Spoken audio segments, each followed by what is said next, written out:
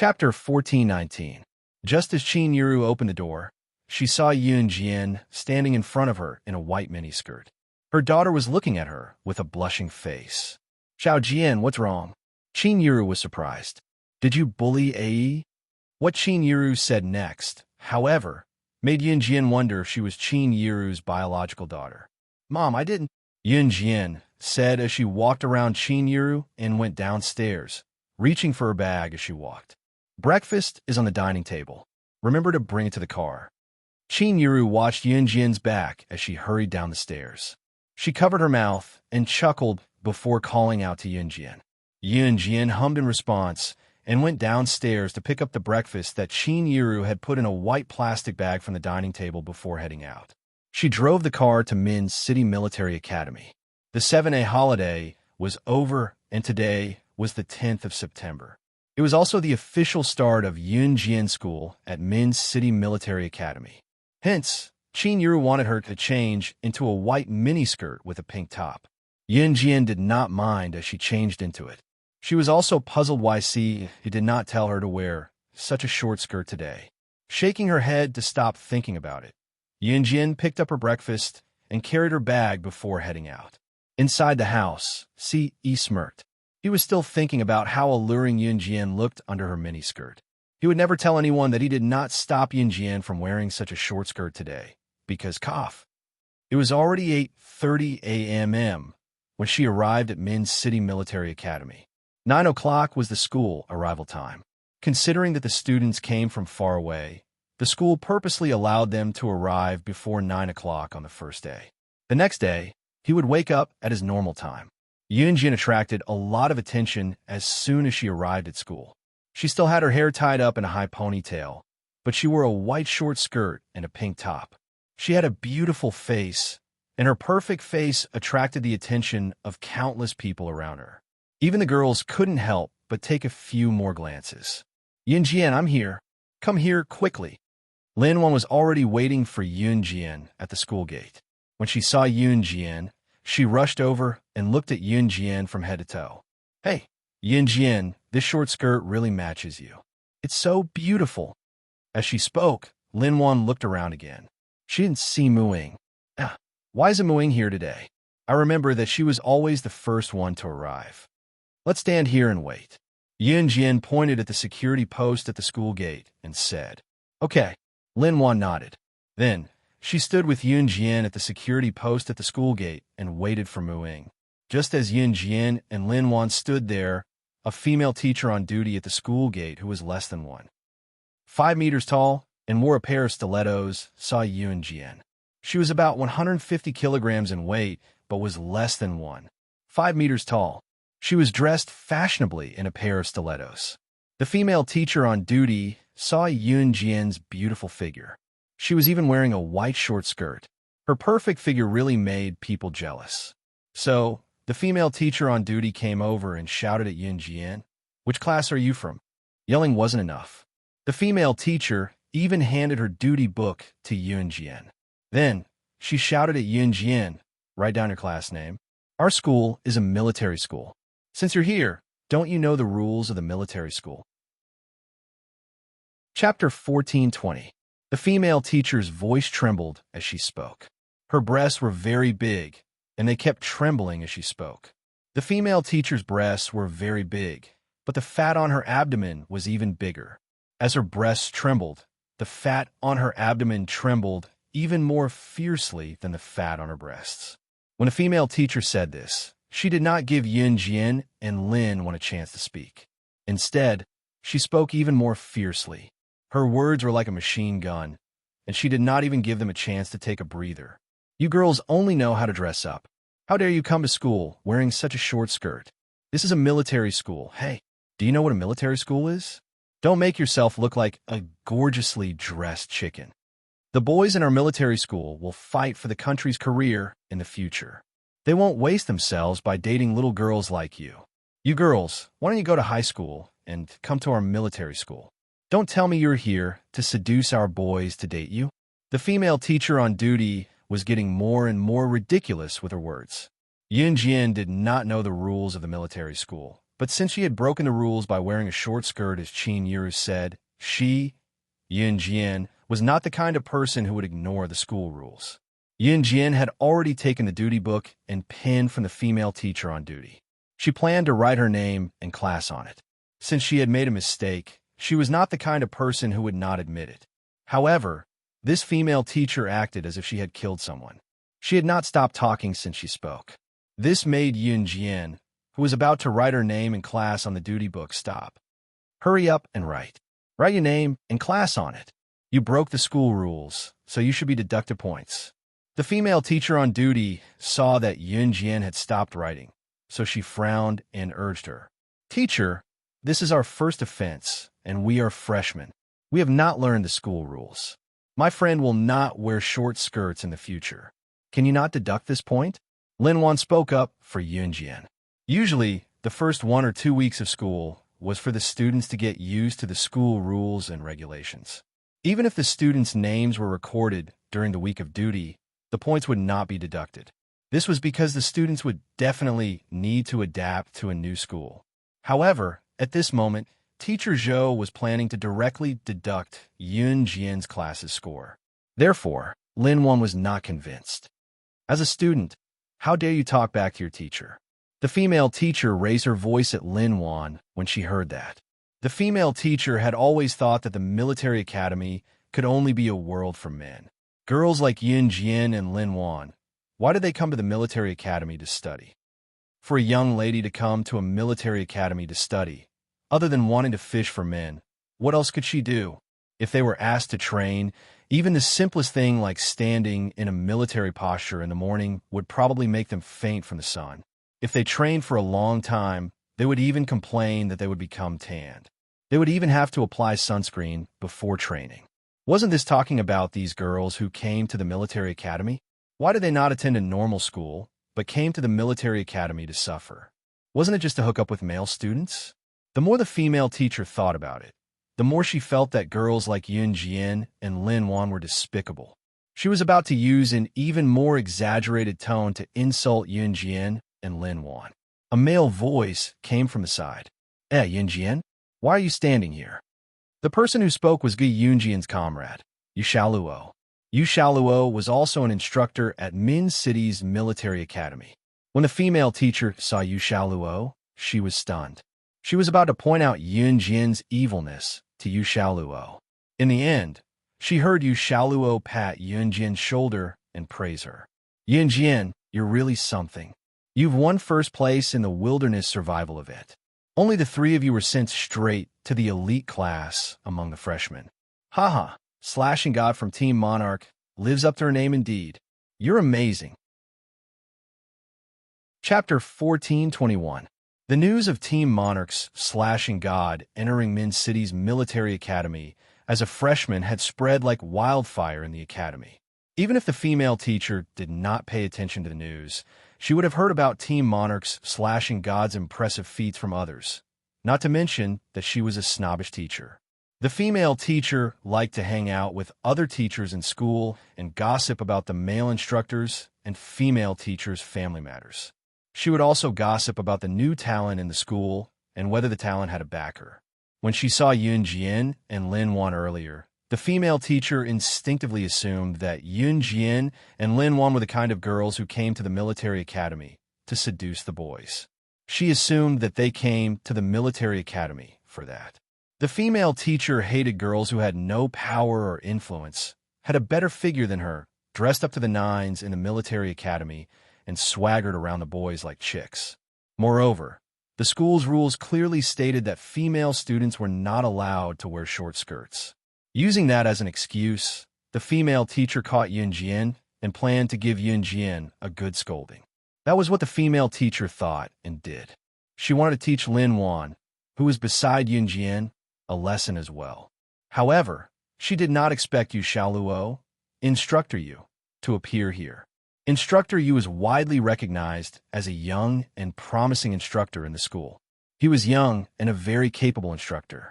The female teacher wanted to use that as an excuse to criticize Yun Jian in front of Instructor Yu, so that he could help her teach Yun Jian a lesson. However, Yu Shaoluo walked up to Yun Jian and patted Yun Jian's shoulder, saying what he said earlier. Team Monarchs Slashing God.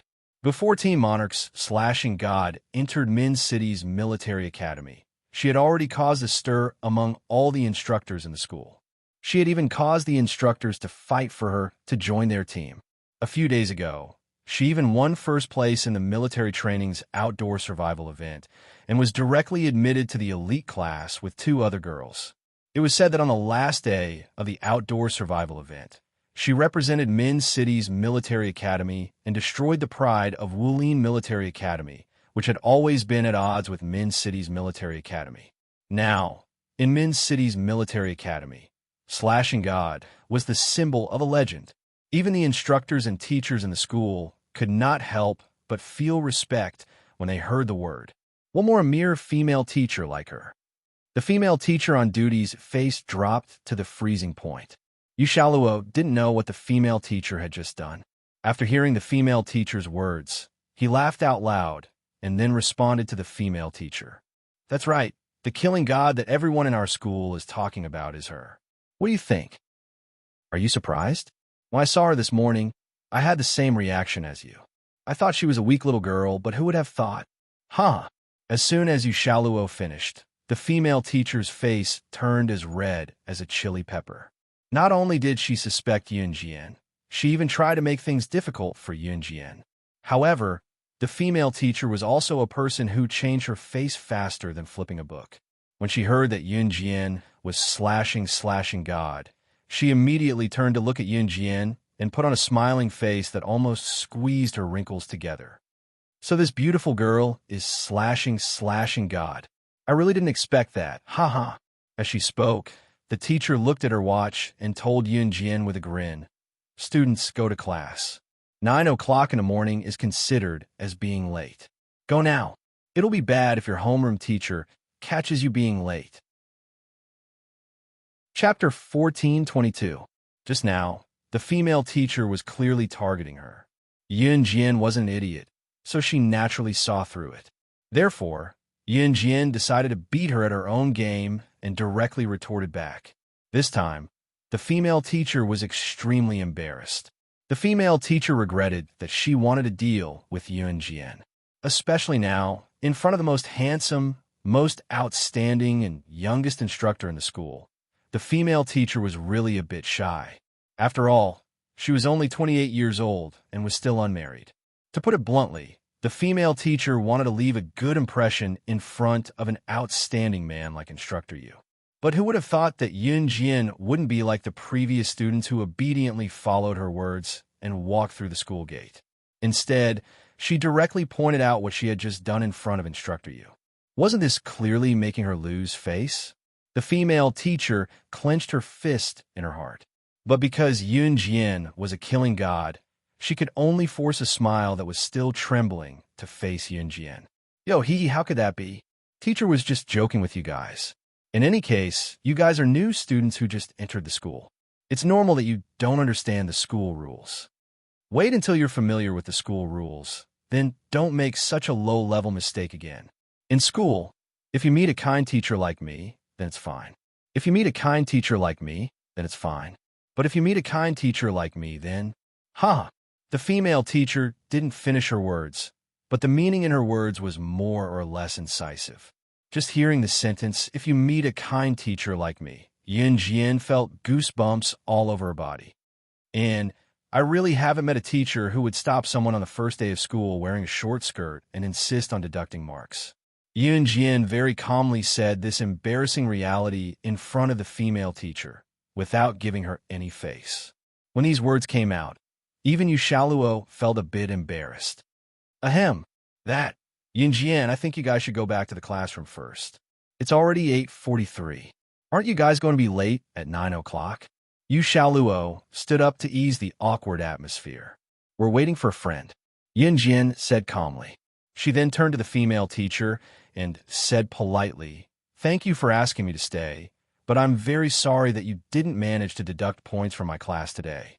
After that, Yun Jian dragged Lin Wan to the other side to wait for Muing. Cough. I'll go take a look. Yu Shaluo didn't like talking to this female teacher who was almost 30 years old, wore a pair of high heels, and was less than 155 meters tall, so he casually found an excuse. The female teacher's ugliness was only one of the reasons. What Yu Shaluo didn't like was the conduct of the female teacher. "Hey, instructor." You. The female teacher was a little unhappy when she saw Yu Shaluo walk away. Thus, she shouted at Yu Shaluo's back. "Instructor, my name is Zhang Ziao. I'm a class teacher grade 2-3. The female teacher who called herself Zhang Ziao had always wanted to find a male instructor from the same school as her to be her boyfriend. It would be best if they could develop a husband and wife relationship. Instructor Yu was handsome and was about the same age as her, so Zhang Ziao couldn't help but have thoughts about him." When Yun Jian, Lin Wan, and Mu Ying went to report to the classroom, they were just a minute late. The three of them walked into grade 1-2's back door together at the last minute. The grade 1 class officially started. Because there were only 3 people in the elite class, it was naturally impossible to set up another class so soon. In the following month, the school would select some good grade 1 students to enter the elite class together with Yun Jian and the other 2. In this month, Yun Jian and the other 2 naturally went to the class that they were assigned to previously like other students. Because today was the first day of school, there were no classes for the whole day. The class teacher assigned each student to their dormitory. Although there weren't as many girls as boys in grade 1, there were still quite a number. The dormitory was 6 people to a room. At this moment, Yun Jian was carrying her bag and heading to her own dormitory. Chapter 1423. The dorms were assigned to all the girls in the first year of high school, regardless of class. 6 girls to 1 dorm. These dorms were assigned by the higher-ups of the school. The homeroom teacher, Teacher Chu, did not have the authority to do so. Due to the arrangement of the higher-ups, Yun Jian, Mu Ying, and Lin Wan were all not in the same dorm. Seeing this result, Lin Wan could not help but complain loudly. We're not in the same dorm? I just went to Teacher Chu to change dorms. He said he did not have the authority to do so," Mu Ying said. Yun Jian narrowed her eyes. If it was a normal high school, the homeroom teacher would have the authority to change dorms. However, it was different in a military school. It was inevitable that there would be some discrepancies. Yun Jian did not find it strange. At this time, on the way to the dorm building, Lin Wan leaned over to Yun Jian and asked softly, "Oh right, Yun Jian, which dorm are you in?" 602, Yun Jian replied. "Wow, I'm in 603. That's not a problem. We're close. Although we can't stay in the same dorm, it's good that we're not far away," Lin Wan said loudly. "All right, Mu Ying, what about you?" Lin Wan turned her head and asked Mu Ying. "I'm in 603 like you," Mu Ying said. There were actually only a few girls in the first year of high school. At most, they could form a class of 30 to 40 people. However, sometimes the probability was not high. When they were assigned dorms, they could not be in the same dorm. "Hey, how nice would it be if the 3 of us were in the same dorm?" Lin Wan sighed again. "It's okay. I can go over any time," Yun Jian said indifferently. "Hey, Yun Jian, didn't the teacher say that our school rules state that students cannot casually sleep in the same dorm? You can't go to other people's dorms?" Lin Wan pouted. "Then I'll sneak over." Yun Jian's lips curled into a smile. Then, she walked towards the dormitory building ahead of Lin Wan and Mu Ying. Mu Ying and Lin Wan both smiled. Both of them had never seen Yun Jian joke before. Now that they saw Yun Jian grinning, they were both stunned. But soon, Mu Ying and Lin Wan followed. The 6th floor of the female dormitory building. Room 602. Lin Wan stood in dorm 603 and looked at Yun Jian reluctantly. In the end, she was pulled in her room by Mu Ying. Yun Jian tilted her head and smiled faintly. Then, she carried her bag and walked into room 602. As soon as she entered the room, Yun Jian's roommates who had arrived at school were all in place. They were all sitting on their beds and tidying up their beds. When they saw Yun Jian walk in, one of the girls standing at the door grinned at her, but didn't say anything. Yun Jian walked in with her bag on one shoulder. She had just walked into the room when suddenly something fell from one of the beds. "So annoying. I already said that I don't want to go to school in this damn place." "Great, I didn't even bring my teddy bear." Without it, I can't sleep. It was a girl wearing a princess dress and dressed like a doll. She was sitting on the upper bunk bed. She was rummaging through her bag. Seeing that there was nothing in her bag that she wanted, she became impatient and threw a teacup from her bag onto the bed. Yunjian had just entered her dorm when she was hit. Someone came in.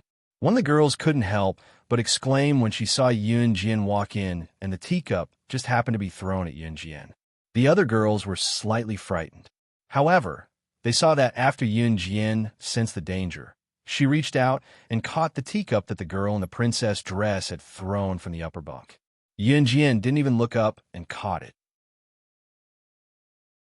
Chapter 1424. Several girls in the same dormitory thought that Yunjian would suffer. After all, the girl in the princess dress just now smashed the teacup off the bed in anger, so one could imagine how fierce that force was. Yunjian, on the other hand, had walked into the dorm without warning. That teacup was smashed so fiercely, it would be strange if this new student didn't suffer. But what the girl saw was that Yunjian stretched out her hand and caught the teacup. After reacting, the girls in the same dormitory were all surprised. One of the girls couldn't help but clap, and then gave Yunjian a thumbs up. God, classmate, what's your name? You're so amazing. This girl's praise didn't make Yunjian complacent. On the contrary, she didn't even show the slightest bit of a proud expression, casually throwing the teacup on the upper bunk bed of the girl in the princess dress. Yunjian turned her head and glanced at the girl who gave her a thumbs up just now and asked, "Are there any more beds?" The beds here weren't fixed. Generally, the beds were first come, first served. Whoever grabbed the lower bunk bed would get the good spot. There's still a bed in the corner. It's the upper bunk. The girl who gave Yunjian a thumbs up said, and then she continued, "Classmate, you were so amazing just now. Is it convenient for you to tell us your name?" "All right, before asking for other people's names, you have to introduce yourself first." My name is Ning Kai-dai. I'm a student of grade 111 from Xia City, 16 years old this year. We have already introduced ourselves just now. Now our dormitory has 5 roommates including you, so you can introduce yourself again. A girl standing next to Ning Kai-dai put her arm around Ning Katie's shoulder and said to Yunjian. After saying that, the girl stuck her tongue out at Yunjian and then lively introduced herself to Yunjian. My name is Meng Xiaolian. I'm from Min City, 17 years old this year. Kai-dai and I are classmates in the same class. As she spoke, Meng Xiaolian tightened her arms around Ning Katie's shoulders. My name is Han Nina. I'm 16 years old this year. My nationality is Y country. My mother is Z country. Also, my Chinese isn't very accurate. Please take care of me. A girl who had been sitting in the corner stuck her head out and greeted Yunjian shyly. This girl had a head of naturally golden wavy hair. Her skin was fair, and her facial features were very delicate. She looked as delicate as a doll. The most eye-catching thing was that the girl who called herself Han Nina had blue eyes. Unlike modern girls who wore cosmetic contact lenses, Han Nina's eyes were sky blue. They looked very natural and beautiful. After Han Nina greeted them, Yunjian also felt the friendliness of her new roommate. She adjusted her backpack and grinned, revealing a row of neat front teeth. She smiled at the 3 girls in front of her. My name is Yunjian. Obviously, the girls in front of her didn't know about Yunjian's achievements during the military training. Yunjian also didn't see these girls during the military training. They probably didn't participate in the military training. After all, not all students who came to the military school to become special forces or soldiers. The military school also had a major for training military doctors. Many female students still came to the military school to apply for the military doctor's position. Therefore, it wasn't strange that these female students didn't participate in the military training last time. Yunjian, your name is really nice, haha. Ning Kai-dai smiled at Yunjian. You guys are so annoying. Keep talking. Can't you see that I'm so annoying? Could you please shut your mouths? I'm gonna make a call. Chapter 1425. Seeing that the person sitting on the upper bunk had flipped out again, Ning Kai-dai pursed her lips and hurriedly pulled Yunjian to the toilet. Then, She leaned over to Yunjian's ear and whispered, "She's called Chang Jiaojia. I don't know which class she's from." Anyway, she got angry the moment she entered the dormitory. After greeting us, she sat on the bed and threw a tantrum. I don't know who provoked her, but I think she's quite difficult to get along with. All right, there's another roommate in our dormitory. I heard that something happened at home, so she'll come back a few days later. Also, don't take the initiative to talk to Chang Jiaojia. Ning Kaidai didn't say anything after that. After Yun Jian walked out of the toilet, she saw Chang Jiaojia standing on the upper bunk bed with her hands on her hips. She was holding a cell phone in her hand and shouting at it. Yun Jian didn't know who she was dialing. "I don't want to be here. I don't want to be a military doctor. I want to go home. Get the butler to drive me home." "What? Mom won't let me? I don't want to.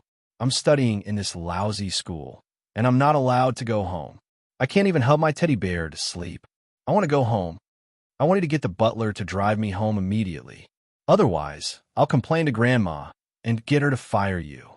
Regardless of Chang Jiaojia's identity, one could tell from her clothes and the way she was shouting at the person on the other end of the phone.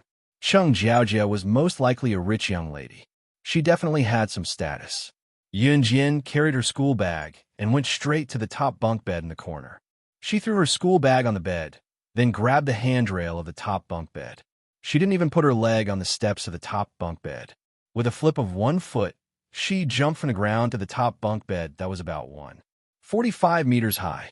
Then, she began to tidy up her things. None of the girls in dormitory 602 came to the military school to learn martial arts, except for Yun Jian. Every girl here was here because they wanted to study military medicine. This meant that every girl here was no different from an ordinary girl. Therefore, when they saw Yun Jian jump onto the bed, every girl present opened their mouths wide in shock. Even Chang Jiaojia, who was still throwing a tantrum, opened her mouth and didn't react for a long time. "Wow, my God. Yun Jian, why are you so powerful? Aren't you a medical student?" When Ning Kaidai saw Yun Jian's move, she and Ming Xiaolian walked over in surprise. The two of them looked at Yun Jian in shock. "Study medicine?" Yun Jian's eyebrows twitched slightly. Then she shook her head gently. "No. Wow. Are you planning to become a soldier in the future?" Ning Kaidai continued to ask in shock. "Special Forces," Yun Jian answered with 3 words. "That's so cool." Ning Kaidai shouted again. "Shut up. All of you shut up. Do you still want me to talk on the phone or not?" Chang Jiaojia roared again. This time, the atmosphere was completely stifled, and no one spoke. After tidying up their blankets and things in the dormitory, they returned to their respective classrooms. September 10th was the first day of school, and the students didn't attend classes on the first day. As soon as they arrived at the classroom, the homeroom teacher, Teacher Chu, announced a particularly delightful news. "Students, the day after tomorrow, which is September 12th, is our school's 50th anniversary. In order to celebrate, the school is preparing to hold a food festival for the whole day." Because the announcement was rather sudden, the sophomores and juniors already knew about it. So tomorrow, the freshmen can go out to buy food and prepare for the food festival. Chapter 1426. The class was overjoyed to have such an event right after school started. All of them shrieked when they heard Mr. Chu's words. When the students from the neighboring classes heard Yun Jian and her classmates shrieking, they thought that something terrible had happened. All right. Don't get too excited, everyone. I'm even more excited than all of you." As a male teacher, Mr. Chu liked to joke around. Hearing Teacher Chu's words, all the students in the class laughed. "Right. On the day of the food festival, other than selling your own food, you can also go to the stalls of other classes to buy food made by other classes. But remember, be careful." Mr. Chu reminded them again before he returned to his office. The food festival was on the 12th of September, while the 13th of September was Qin Yu's birthday.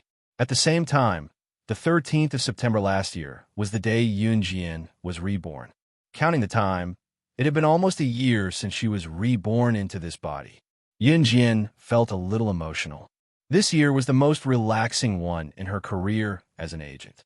Yun Jian's long lashes fluttered. On the 13th of September, the second day of the food festival, She planned to return to Longmen City to celebrate Qin Yuru's birthday. Yun Jian even invited Good Jun Jian. Qin Yuru had no idea about it, of course. Yun Jian planned to give Qin Yuru a surprise. Yun Jian could skip her own birthday, but she felt that she had to celebrate Qin Yuru's birthday every year. The 12th of September came in the blink of an eye. Early in the morning, all the students in Min City's military academy did not have to go to class. They spent the morning preparing the food for the food festival. The students were nimble with their hands, each of them creating exquisite and delicious food. Some of the delicacies made one salivate just by looking at them. The food festival officially began in the morning. The start of the food festival meant that the students could sell their own food. There were all kinds of exquisite cakes, spicy soup, sushi, drinks. Even Yin Jian was dragged by Lin Wan and Muing to buy a lot of food. At this moment, Yun Jian was holding a big hamburger in her hand. As she ate, she asked Muing, "Is Mad Dragon still in Min City?" This question made Muing, who was drinking her drink, choke. Her cheeks were instantly covered by a bright red glow. "He's still here." "Yes." Yun Jian nodded gently. Hey, Yun Jian." At this moment, Yun Jian saw her new roommates, Ning Kai-dai, Meng Xiaolian, and Han Nina, who were selling cakes, waving at her. Other than herself, Yun Jian knew that Ning Kai-dai, Meng Xiaolian, Han Nina, and Cheng Jiaojia were all in the same class. However, Ning Kai-dai and the other two didn't want to play with Cheng Jiaojia. Cheng Jiaojia was sitting not far away. She was snorting coldly as she squatted there and played with her phone. Seeing Yun Jian come over, Ning Kai-dai stuffed the cake into Yun Jian's hands. Hey, Xiaolian and I made this together. It's free of charge. It's delicious, hee. Yun Jian accepted it without hesitation. Just as she took the cake, she suddenly saw a military helicopter anxiously landing on the sports field not far away from the food festival. The food festival stall was not far from the sports field. When she saw the military helicopter, Yun Jian's eyelids twitched slightly. At this moment, she saw Yu Xiaoluo running over. When he saw Yun Jian, Yu Xiaoluo's expression was very ugly. Yun Jian, when Yu Xiaoluo ran over, his face was terrifyingly dark. It was an ugly and uneasy feeling that he had never felt before. Yun Jian, listen to me. Don't get agitated. Your dad. He represented Z country and a group of Interpol yesterday to arrest the boss of the European and American underground black market. In the end, he didn't come back. According to the people who escaped, he was caught. It's very likely that he's already. Yun Jian's dad was naturally referring to Good Jun Jian. At this point, Yu Xiaoluo's voice was a little choked up. Hearing this, the surrounding students were stunned. All the students in the military academy had just come into contact with these things. They all thought that these things that Yu Xiaoluo was talking about were very distant and glorious. But when they found out that Yun Jian's dad was very likely sacrificed because of this, all the students standing around couldn't help but look at Yun Jian sympathetically. They thought that Yun Jian would start howling like a normal girl after hearing about this. No, my dad will be fine. But after hearing this, Yun Jian was very calm. She looked at Yu Xiaoluo and said calmly, "The boss of the European and American underground black market, right? Bring me there immediately." When Yu Xiaoluo heard Yun Jian's words, he thought that she was crazy. Yun Jian was powerful, the killing god of Team Monarch, but she was just a child. No matter how powerful she was, how could she fight against the European and American underground forces alone?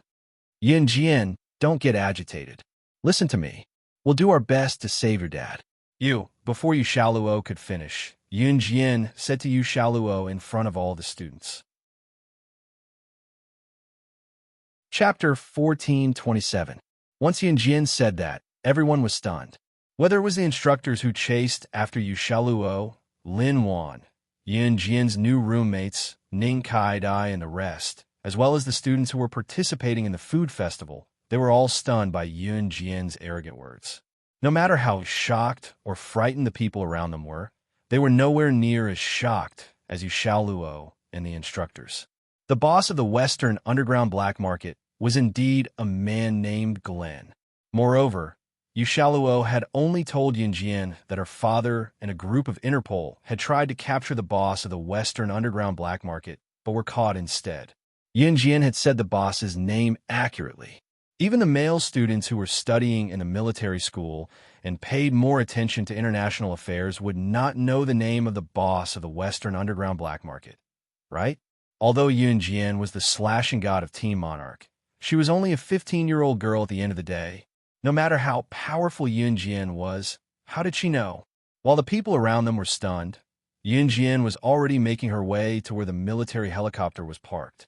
Seeing Yunjian walking toward the military helicopter, Yushaluo reacted quickly and walked over to stop Yunjian.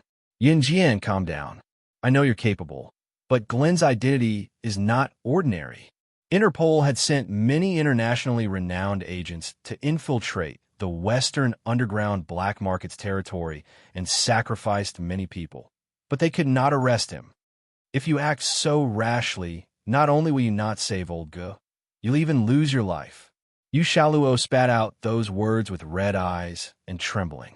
As a special forces soldier who protected the country, they faced danger at all times. Yushaluo and Gu Junjian had known each other for a long time. He hoped more than anyone that Gu Junjian could come back alive. However, Yushaluo knew that Yunjian was Gu Yunjian's current daughter. Gu Junjian doted on this daughter more than his own son. Yushaluo wanted to save Gu Junjian more than anyone else. But he couldn't risk Yunjian's life. The atmosphere of the food festival immediately dropped. Yunjian knew that Yushaluo said this for her own good. After all, if she was really just an ordinary girl, it would be very dangerous to rush to the rescue. That was true. However, she was no ordinary girl, nor was she Team Monarch's slashing god. Tomorrow was Qin Yiru's birthday, but something happened to Gu Junjian. How was she going to explain this to Qin Yiru? Was she supposed to watch Gu Junjian get into trouble? She clearly had the ability to save Gu Junjian, so why didn't she do anything? She couldn't do that. For the sake of Qin Yiru, Yunjian had to do something. If I don't do anything, which one of you can save my father? So get out of my way. Yunjian didn't explain much. She pushed Yushaluo away and ran towards the military helicopter. Hey, Yunjian. Seeing this, Yushaluo and the other instructors chased after her. What's going on? Ning Kaidai asked in a daze. Why is she joining in the fun? Does she really think she's Superman? Hee. Cheng Jiaojia, who was sitting on the bench, played with her phone and said coldly. Cheng Jiaojia didn't like being in Min City's military academy, and she hated everyone in Min City's military academy. She's not Superman, she's a god, an existence that no one can surpass. Muing turned her head and glared at Cheng Jiaojia. She said calmly and followed Yunjian. They'll be fine, right? Although Lin Wan was scared, she still wanted to follow. A slender hand grabbed the corner of Lin Wan's shirt. Lung Hanja walked over and grabbed the corner of Lin Wan's shirt. He said to everyone, Yunjian will be fine. She can fly a helicopter and go in and out of the Amazon forest freely. It's not an exaggeration to say that she's a god. Lung Hanja, who suddenly appeared and said these words, made Lin Wan, Ning Kaidai, Meng Xiaolian, and all the other students who were standing around them open their mouths in shock. Yunjian could fly a helicopter, and in a terrifying place like the Amazon forest freely. Chapter 1428. Lung Hanja's mouth twitched when he saw everyone's shocked expression. He didn't say anything else. Yes, Yunjian was a god.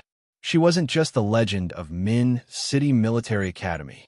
She was also a world-class legend. Such a terrifying person. Such a frightening existence. Lung Hanja pursed his lips and didn't say anything in the end. However, the fear he had for Yunjian, or rather, the thoughts in his heart, was something that no one present could imagine. Yunjian, she wasn't an ordinary student of Min City Military Academy. She was, yes, Lung Hanja didn't forget what happened in the Amazon forest. He was the only one who didn't forget what happened that day. He even knew Yunjian's identity and Ying's identity.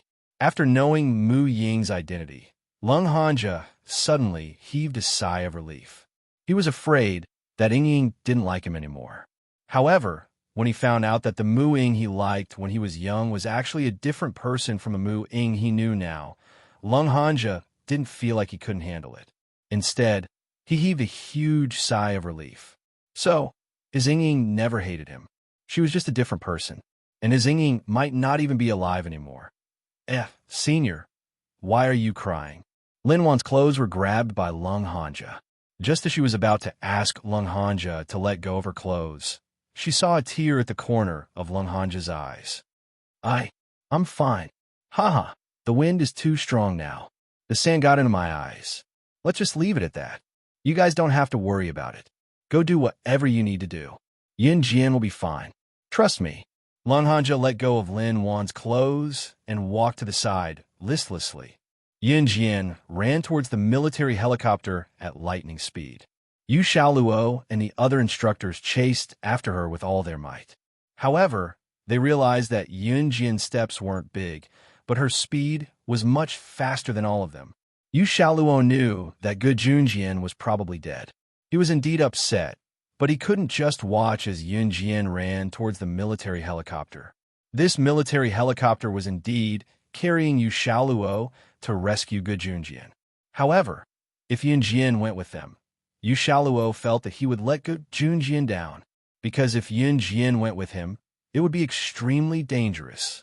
Before Yin Jian came to Min's City Military Academy, he had told Yu Xiaoluo to keep an eye on Yin Jian and protect Yin Jian. If something really happened to Yin Jian, then Yu Xiaoluo would break his promise. Yu S when heat, TSS when he's and he's is A's. Han, T's, he's S.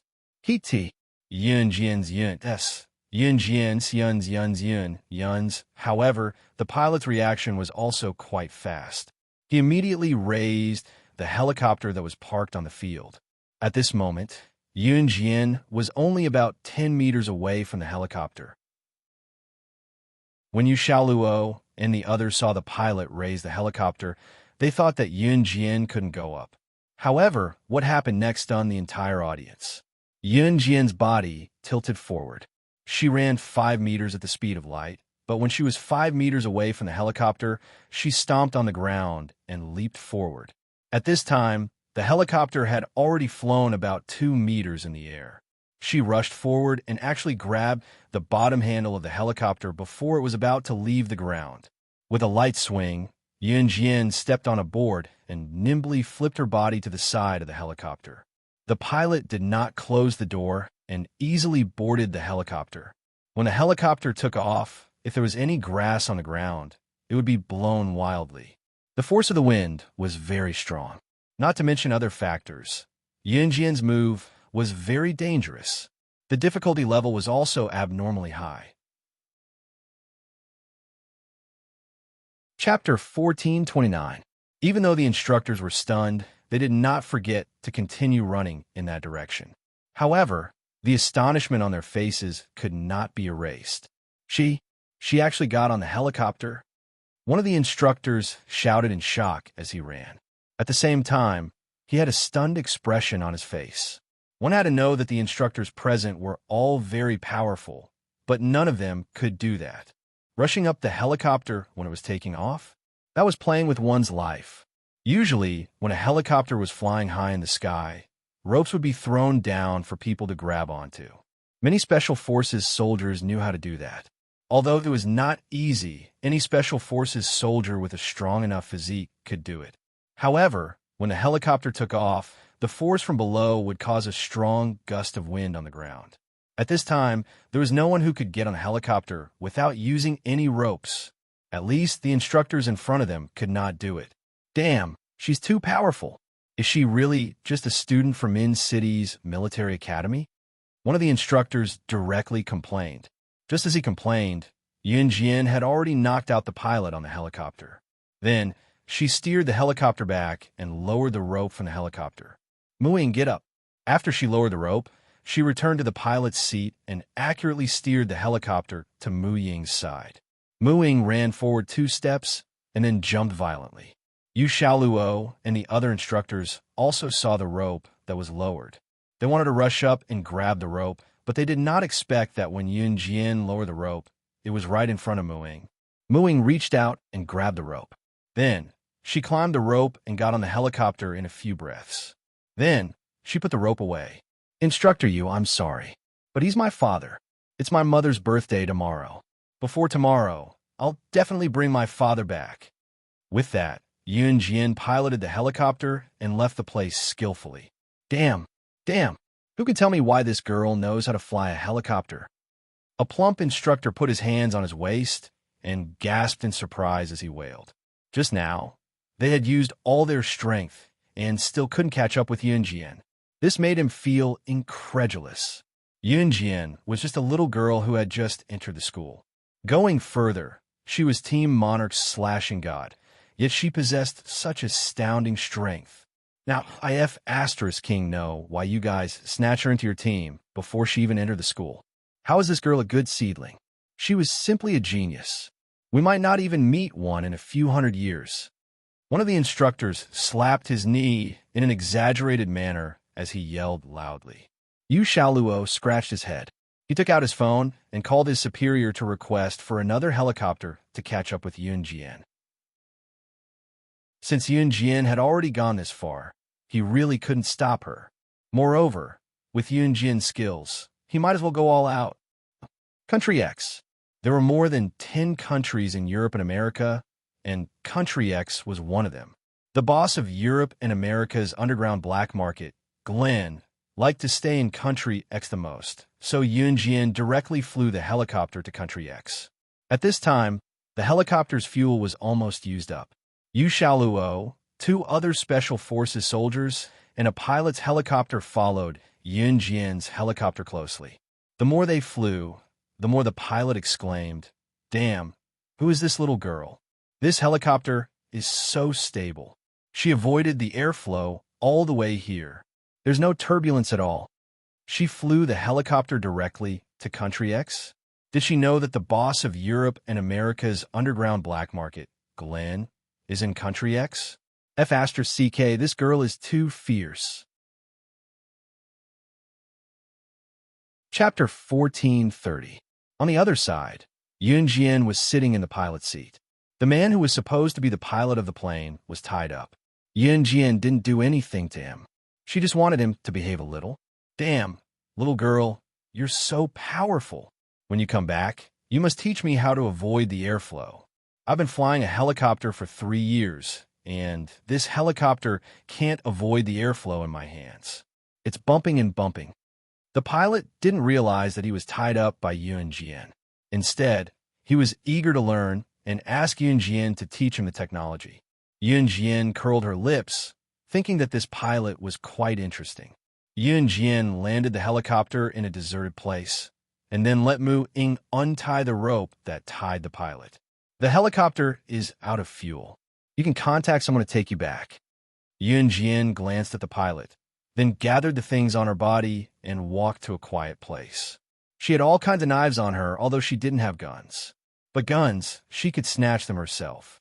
Seeing this, Muing followed Yun Jian's footsteps and walked over there. Just as the two of them walked over there, they were stopped by Yu Xiaoluo, who rushed over.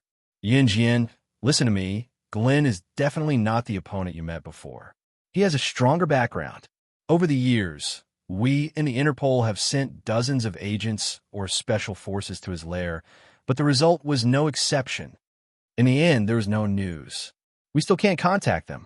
I'm more anxious than you about your father's accident, but it's useless to be anxious. How about this? I agree to let you stay, but we have to think about it in the long run. There will definitely be a rescue plan, but we have to take it slow." Just as Yu Xiaoluo said this, he was interrupted by Yun Jian. "How many people do you have? Where are you stationed? Take me there." She even knew this? Yu Xiaoluo was shocked. After all, the boss of the underground black market in Europe and the United States had to be eliminated. Only then could the people be at peace. Therefore, the Interpol had always sent people to lurk in Country X in order to arrest the bad guys one day. But he had never told Yun Jian that Country X also had people stationed there for a long time. How did Yun Jian find out? Lead the way, Yun Jian said again. Hearing this, Yu Xiaoluo did not hesitate. He, together with two special forces soldiers, brought Yun Jian and Mu Ying to a bustling street in Country X. The architecture of Country X was completely different from that of Country Z. Whether it was in terms of customs or style of dress, it was completely different from Country Z. Yu Xiaoluo took Yun Jian, Mu Ying, and two other special forces soldiers to a deep alley. They then went around many streets and came to a house. Standing outside the house was a man wearing very ordinary Country X clothes. When he saw Yu Xiaoluo, the man quickly stood up. Old Yu. Yu Xiaoluo made a gesture and then led Yun Jian and the others into the house. As soon as they walked into the house, Yun Jian saw many women and men dressed as locals. Let me introduce you. These are all members of the Interpol Brigade from all over the country. Yu Xiaoluo introduced the group of people dressed as locals to Yun Jian. Old Yu, how can you introduce them so casually? If this... One of them heard Yu Xiaoluo's words and immediately spoke with dissatisfaction. But just as this person opened his mouth, he was stopped by Yu Xiaoluo. They are all on the same side. These two are students from Min City's military academy. What? You actually brought students from Min City's military academy here? Are you crazy? What is this place? Don't you know? A foreign woman heard Yu Xiaoluo's words and immediately shouted. This foreign woman was also from the Interpol Brigade and could speak Chinese. However, the clothes she was wearing now were no different from the women of Country X. It was obvious that she was disguised as someone from Country X. That's right. Old Yu, you were too careless this time. After the foreign woman finished speaking, someone immediately agreed. I didn't bring them here. The two of them stole our helicopter and drove it here. However, Yu Xiaoluo's next sentence made this group of people who accused him of wrongdoing shut their mouths. What? They drove a helicopter here? Are you kidding me? Hearing Yu Xiaoluo's words, a woman in the corner jumped up in shock. Chapter 1431. They flew a helicopter here? Oh my God. Old Yu, don't tell me that these two girls know how to fly a helicopter. After the man who brought Yun Jian and the others into the house took off his Country X costume, he walked to Yun Jian and Mu Ying and circled around them a few times, then let out a cry of surprise. I don't know how to fly a helicopter. The one who knows how to fly a helicopter is Yun Jian. Mu Ying opened her mouth and said, Mu Ying didn't know how to fly a helicopter. In her previous life, she was only 9 years old when she died, so she had never touched a helicopter at all. After Mu Ying's death, 70% of Yun Jian's batch of children were eliminated, and the remaining children began to learn all kinds of heavy weapons, including helicopters, fighter jets, and so on. In the organization, not all children were allowed to learn powerful weapons from the beginning. Only after eliminating most of the weak would the strong be selected from a small group of strong people. This small group of strong people was the focus of the organization's training. They had to learn all kinds of weapons, from aircraft, tanks, and cannons to knives, guns, and flying arrows. As an agent, no matter where they were, they had to immediately integrate into the environment. This was something that had to be done, regardless of whether it was an agent of an underground organization or an agent of a loyal country. And in the organization, there was a written rule that those who couldn't finish learning all the heavy weapons arranged by the organization within the specified time would die. So in the end, out of the hundreds of children, only 3 survived. Speaking of which, back to reality. Mu Ying's words just now successfully turned everyone's eyes to Yun Jian. Just now, when he led Yun Jian and the others into the house, the man couldn't help but swallow a breath. He saw Yun Jian standing there with one hand in her trouser pocket, standing very lazily, as if the person that everyone was talking about just now wasn't her. Cough, cough. Let's not dwell on this question first. Yu Xiaoluo immediately eased the atmosphere. Then he quickly said, what we need to discuss now is how to sneak into Glenn's territory and rescue old G. We've sent so many agents to infiltrate Glenn's territory, but what did they send back? No one could escape from Glenn's territory. Without exception, they were all discovered and killed. We haven't even been able to contact them yet. Old Yu You should know the dangers of that place better than any of us. The one who spoke was the man who had just led Yun Jian and the others in. This man was a member of the Interpol. His name was Liang. He was quite righteous and good at collecting information. When Liang said this, there was a trace of despair in his voice. Obviously, he wanted to save Gu Junjian very much. However, based on the current situation, saving him was harder than ascending to the heavens. When Liang said this, Yu Shaoluo fell silent. Yu Shaoluo naturally understood what Liang meant. Based on the current situation, there was basically no hope of rescuing Gu Junjian. When Yun Jian heard this, she frowned slightly and turned to walk towards the door. "Hey, Yun Jian, where are you going?" Seeing that Yun Jian was about to leave, Yu Shaoluo hurriedly ran over to stop her and asked, "If you're not going, I'll go." Yun Jian said indifferently, "Your sister, are you crazy? That's an underground organization, a black market. Do you think you have 3 heads and 6 arms? Do you have the ability to go in? We're already in a mess. Don't add to it." The woman who spoke was the one who was standing in the corner just now. However, just as the woman finished speaking, Yun Jian suddenly swung her hand, and 5 blades flew neatly from Yun Jian's side to the woman's side. At the same time, Yun Jian was so fast that Yu Shaoluo couldn't react at all. She dashed from the door to the woman standing in the corner. 5 blades flew past the woman's head, left shoulder, left waist, right shoulder, and right waist at the same time without hurting her at all. The woman was so frightened by the sudden blades that her face instantly turned pale. However, before she could come back to her senses, she saw a shiny butterfly knife on her neck. The fragrance of a young girl wafted over her. The first thing she saw was Yun Jian standing at the door far away from her. She arrived in front of her in a short 3 seconds. Chapter 1432. You don't have the right. These 4 words were like an invisible slap that almost made the woman vomit blood. However, the woman had to admit that she did not react to Yun Jian's attack at all. This also meant that the student from Min City's military academy in front of her was more powerful than her. She did not even have the chance to react when she attacked. Blackie, don't underestimate her. You don't know, at that time, in order to stop her from getting on the helicopter, I let the helicopter pilot fly the helicopter into the sky first. In the end, she rushed over and snatched the helicopter when it was already in the air. She was able to accomplish such a dangerous task so easily. I think we can give it a try with her around to save old Gu today. Anyway, I'm going all out. At most, I'll lose my life. I can't interfere with whether you guys are willing to come together or not. After all, your lives are your own. But as brothers, as my brothers and comrades, don't stop us today. I want to go with them.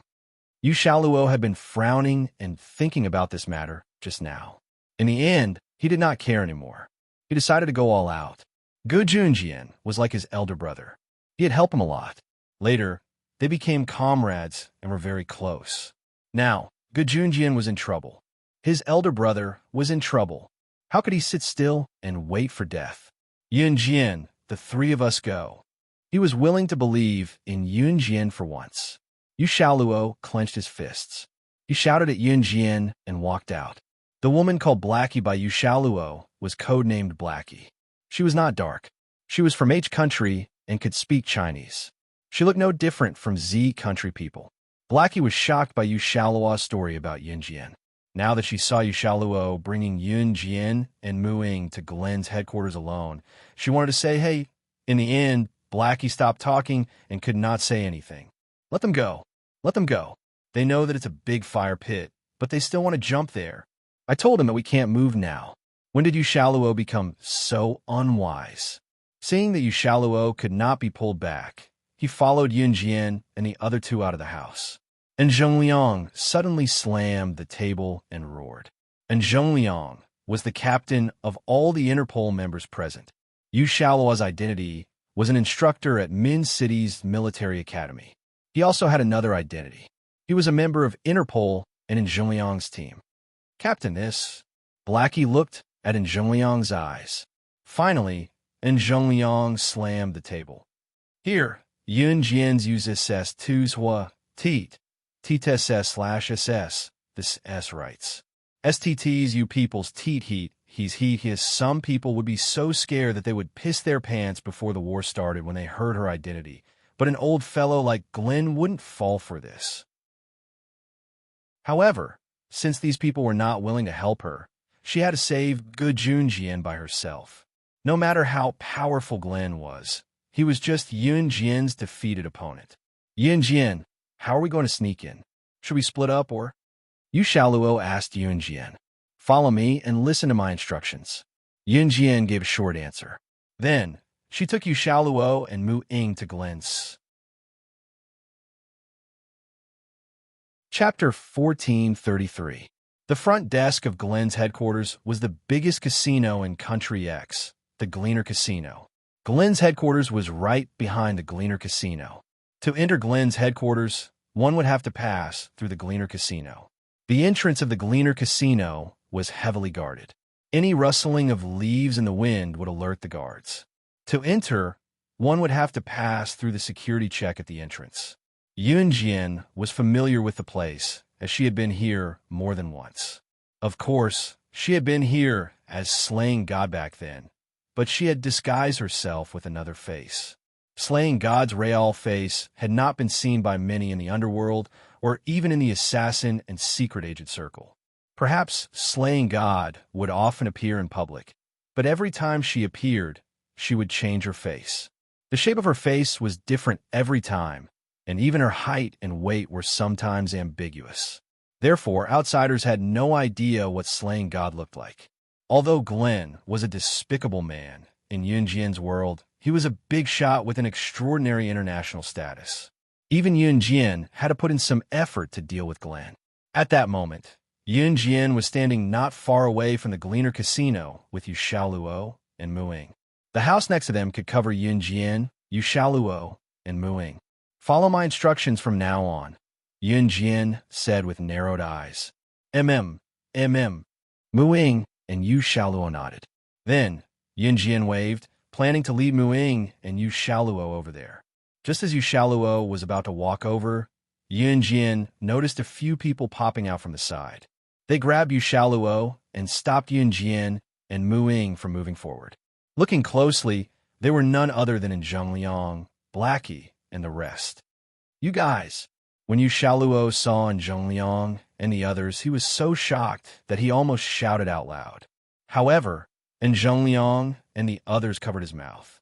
Little brat, keep your voice down. Just now, you ran out after saying those words in high spirits. As the captain, I can't just sit around and wait for my death. Listen to my orders later. The rest of you, follow me and sneak in. Zheng Liang gently slapped Yu Shaoluo's head and said sternly, Captain, Yu Shaoluo knew that he had been too impulsive today. Who wouldn't be anxious in the current situation?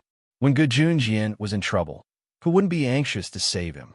However, if he acted rashly, not only would he not be able to save them, he might even lose his life. Zheng Liang was considering the big picture. In comparison, Yu Shaoluo was childish. However, Yu Shaoluo had never expected that his team members would still follow him even though they knew that he was taking a risk. Therefore, Yu Shaoluo was so touched that he couldn't speak. All right, don't say anything. Listen to my orders. Let's go. Zheng Liang waved his hand and said. Yun Jian, who was standing at the side, blinked her eyes. I'll bring you in through the back door. In the next moment, Yun Jian's words were heard. What? Back door? Zheng Liang suddenly heard Yun Jian's words. He immediately turned his head and looked at Yun Jian in surprise. What back door is there? In order to ensure his own safety, Glenn wanted to enter his base camp. Everyone knew that there was only one way to go, and that was to enter through the main entrance of the Gleaner Casino. How could there be other back doors? Black Sister was stunned for a moment before asking in return. Just follow me, Yun Jian said with a red arc. 10 minutes later, the few of them easily arrived at the backyard of Glen Casino, which was also Glen's base camp. Hiding in the corner, Zheng Liang and the others looked at Yun Jian in surprise. Chapter 1434. Don't look at me like that. I know a lot of things. Yun Jian turned the butterfly knife in her hand. She didn't lose her smile and said softly. Everyone's curiosity was piqued when they heard this. But at this moment, no one dared to make a sound. Yun Jian spoke all the way, but she was able to successfully avoid the enemy's attention without being discovered. The few people present were slightly impressed by Yun Jian. They couldn't help but sigh from the bottom of their hearts. This little girl was really too powerful, just like what Yu Shaoluo said. No, it was even more powerful than what Yu Shaoluo had described. At least at this moment, they had already entered Glenn's base camp. They had sneaked into Glenn's base camp in 10 minutes. What an inconceivable thing. One had to know that some of the agents sent into Glenn's base camp in the past were even caught as soon as they entered the gate. It took them a few days to barely sneak into Glenn's base camp. This was already something that only very powerful agents could do. One had to know how strict the security of Glenn's base camp was. It was like a fly flying in from the door. It would be discovered, because this place was full of cameras. And Yun Jian? She led everyone to avoid one camera after another. She swaggered in as if she was in her own home. That's right, Yun Jian had swaggered in from the back door with everyone just now. She didn't look like she was hiding at all. If they were hiding, it was only now that everyone stopped and hid in the corner under the stairs to discuss countermeasures. Seeing that the few people in front of her still didn't dare to speak, as if they were afraid of being discovered, Yun Jian curled her lips slightly and said, "In the next 10 minutes, no one will pass by this staircase, so you can speak boldly." Based on the fact that Yun Jian had brought them into Glenn's base in just 10 minutes, everyone had gone from being skeptical and doubtful in the beginning to believing whatever Yun Jian said now. They believed her without a doubt. "What should we do next?" Yu Shaoluo asked. "We have to find the dungeon of Glenn's base camp first." And Zheng Liang said as he frowned. "Base camp's dungeon?" Blackie asked doubtfully. "The dungeon of Glenn's base camp should be in the basement. It's the cell that Glenn used to imprison the agents who came to assassinate him. It should be near here." At this point, Zheng Liang frowned, and then his face couldn't help but darken. "Captain, what's wrong?" Blackie felt Zheng Liang's frown and couldn't help but ask. Intuition told Black Sister that the dungeon was not simple. Sure enough, Zheng Liang's next words made the hearts of everyone present tense. The dungeon of Glenn's base camp was once known as the strongest cell in Europe and America. Not only were there agents who came to assassinate Glenn, but there were also assassins and agents who were subdued by Glenn. Even some international people who refused to submit to Glenn were imprisoned there. Furthermore, this dungeon is heavily guarded. I've heard that the dungeon's door is built with the most advanced technology. Even if heavy weapons like tanks or cannons were to bombard the dungeon's door would still be as sturdy as iron. It's rumored that it's impossible to escape from the dungeon, because there were many checkpoints set up in this dungeon. Even top international figures could only escape a short distance if they wanted to. Rumor has it that since the construction of the dungeon, no one has ever succeeded in escaping. Chapter 1435. Glenn's base camp covered a very large area. Glenn had originally built a dungeon here. This was not a secret, but something that everyone knew. And Zheng Liang had never thought that they would really be able to enter Glenn's base camp. He had already prepared to retreat in the fastest way if he was exposed. No matter what, as the team leader, he had to protect his team members as well as the two little girls from Min City's military academy. Even if he had to sacrifice his life, he had to protect them. However, Zheng Liang had never thought that they would really enter Glenn's base camp in just 10 minutes. As for the dungeon in Glenn's base camp, this was not a big secret. It was something that anyone with a little fame in the international circle knew about. Even if he didn't have any fame, he wouldn't be afraid that no one would tell him about it if he inquired about it internationally. The dungeon in Glenn's base camp was guarded by a forest. It was even more difficult than entering Glenn's base camp. In the dungeon, other than the most high-tech door installed at the entrance, there were also heavy guards inside. Not even a fly could fly out. It was said that the most powerful one had escaped from the dungeon cell to the entrance and almost succeeded in escaping. In the end, because he couldn't crack the password to open the door, he was shot to death by a large wave of guards armed with machine guns. Hearing in Zhengliang's words, "Black Sister, you shall luo," the two Special Forces soldiers standing around and the members of Interpol all had gloomy expressions. "Captain, according to what you said, no one who entered that place has ever successfully escaped from prison. If our people who were captured and imprisoned are really there, then wouldn't we not even have a 0.1% chance of winning?" Black Sister's face stiffened as she asked. Although this was an indisputable fact, and Zhongliang couldn't bear to say it when he saw everyone staring at him in unison. However, in the end, he still nodded. That dungeon was built a little earlier than Glenn became the boss of the underground black market in Europe and America. It is said that Glenn doesn't like to kill people. He likes to imprison all the agents who assassinate him in the dungeon and then let them fight on their own. That dungeon should be a place where the winner is the king. A place where the winner is the king. This also meant that in the dungeon, the weak and the strong, if the strong wanted to kill the weak, they didn't need anyone's permission. In that case, wouldn't good Junjian be in danger?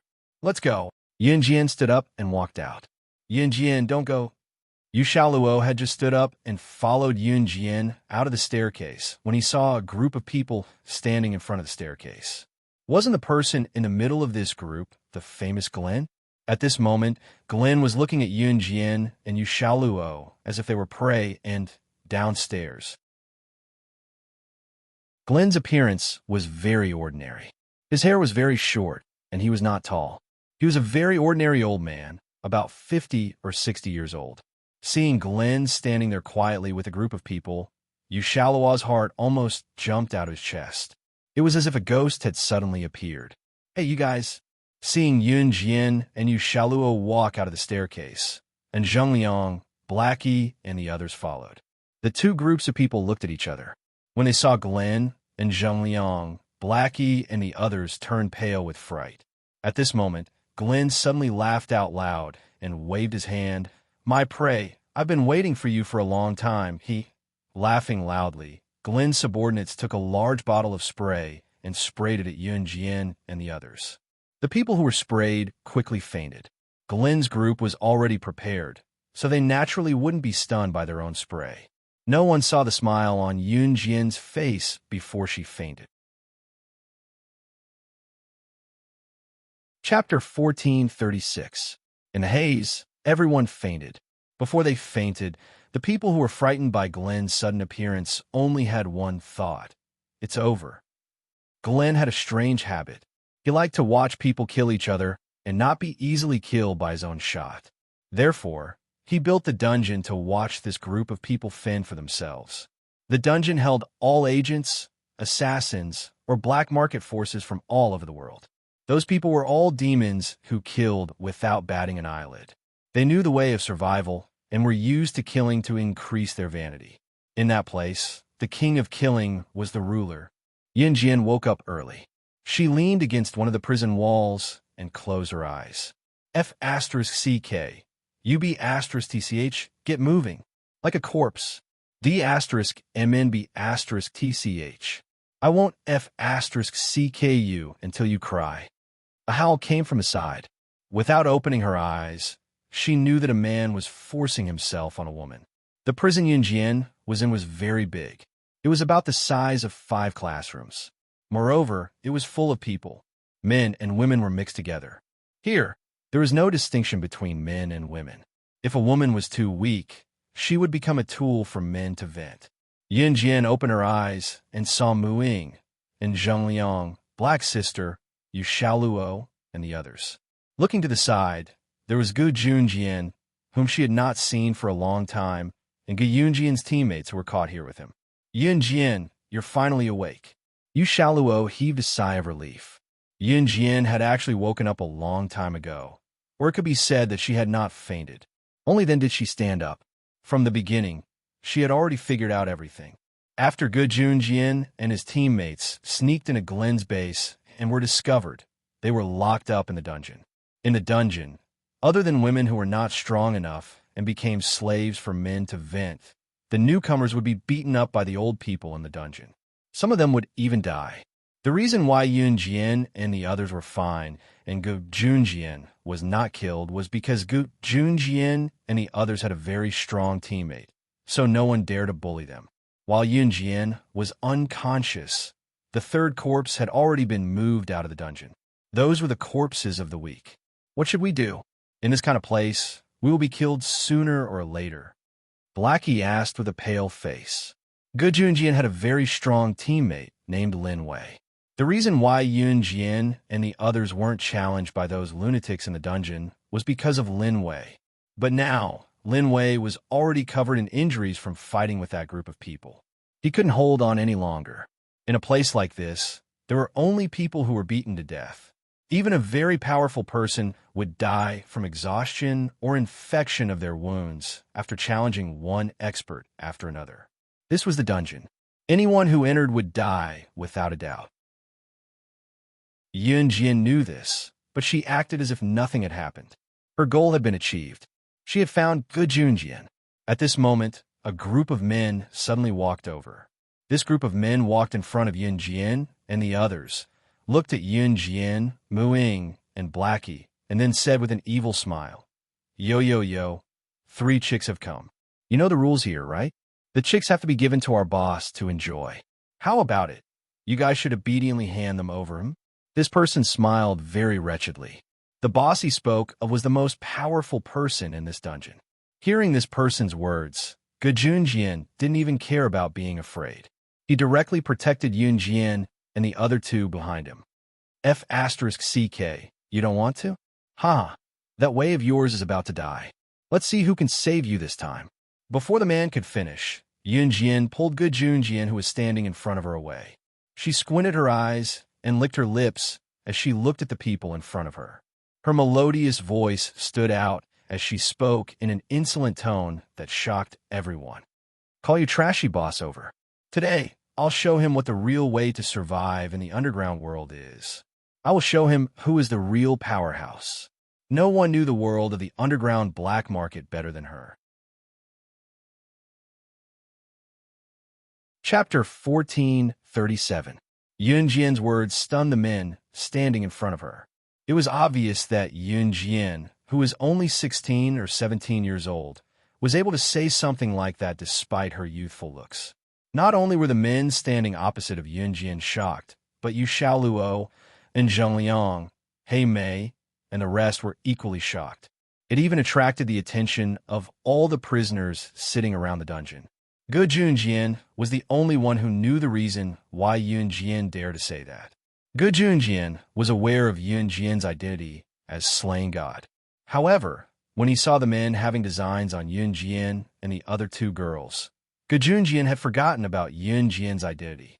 He had stood up to protect her out of reflex.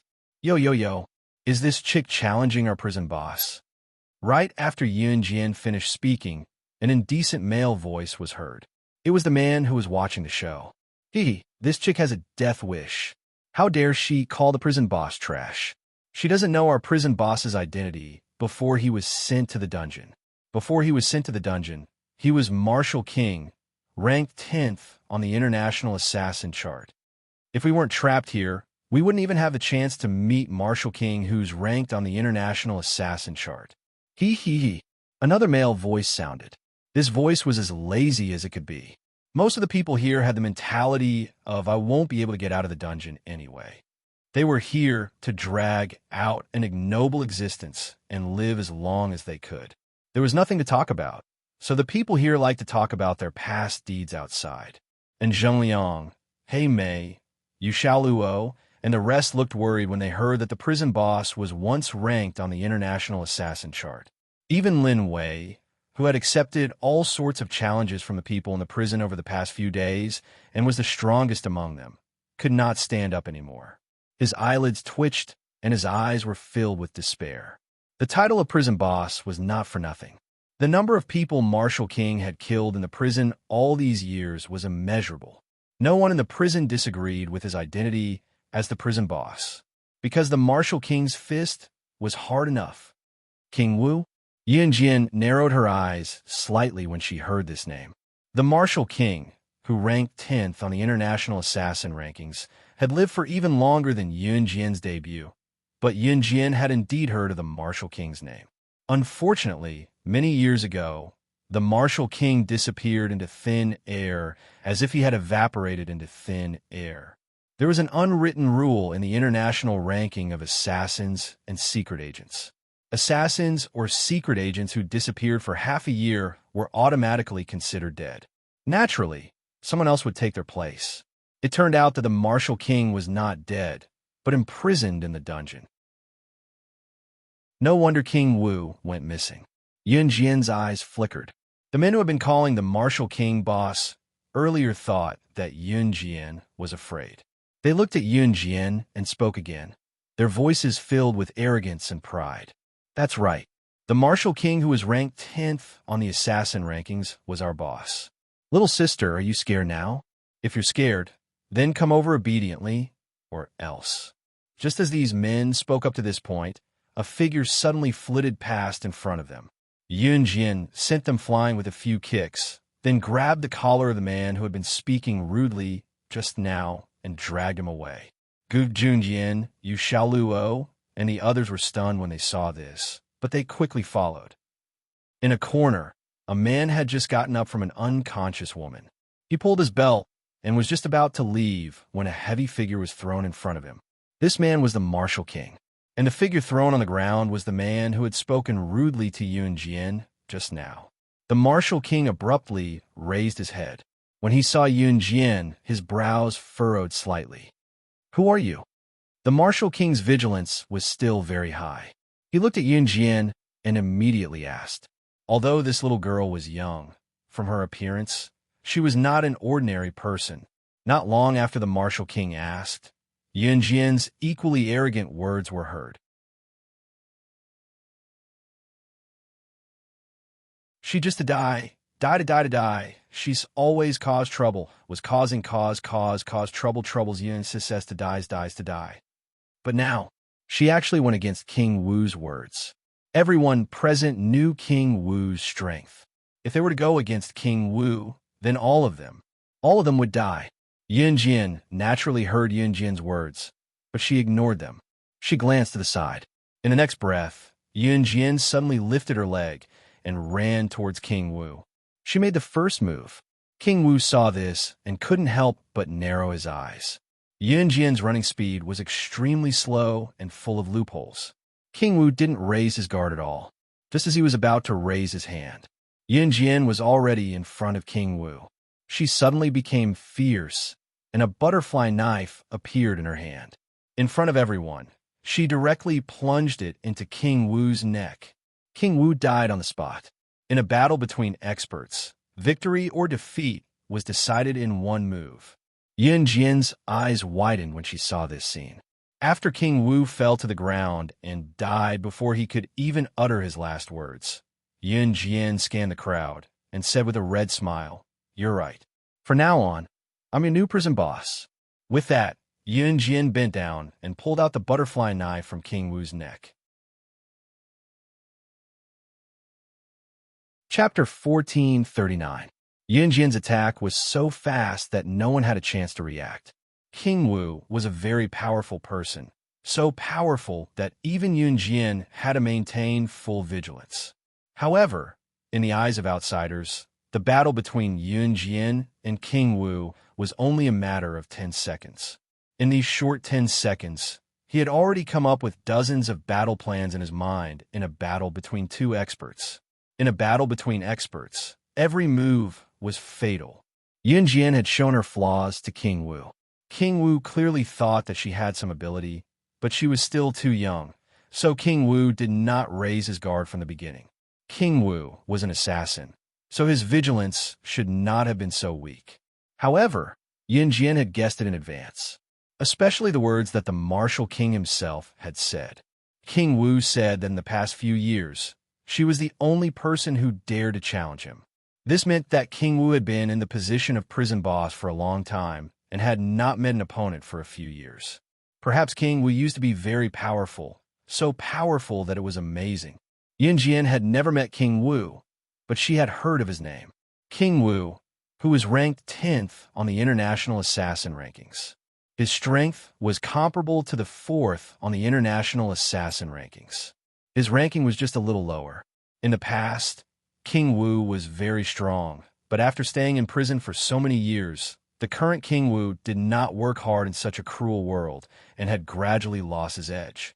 Coupled with King Wu's own words, he had not met an opponent who could fight him for so many years. A kind of numbness appeared in his heart, and he felt that no one was as good as him. This was the key to Yun Jian's victory over King Wu in one move. She could read people's minds.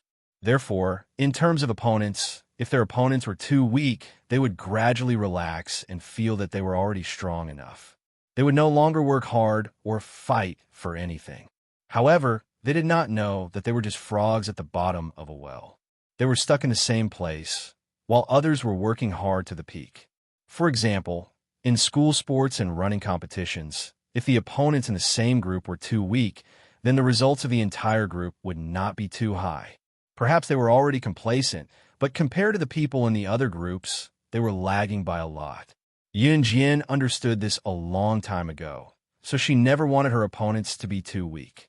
She even wanted to go to more dangerous places to challenge herself. Because only by tempering oneself and walking on the edge of life and death could one become the ultimate king. In the eyes of outsiders, Yun Jian's action of killing King Wu looked like she had easily killed King Wu with a single move. Therefore, the surrounding people were dumbfounded, especially the black-haired girl who had just said that Yun Jian wanted to kill them.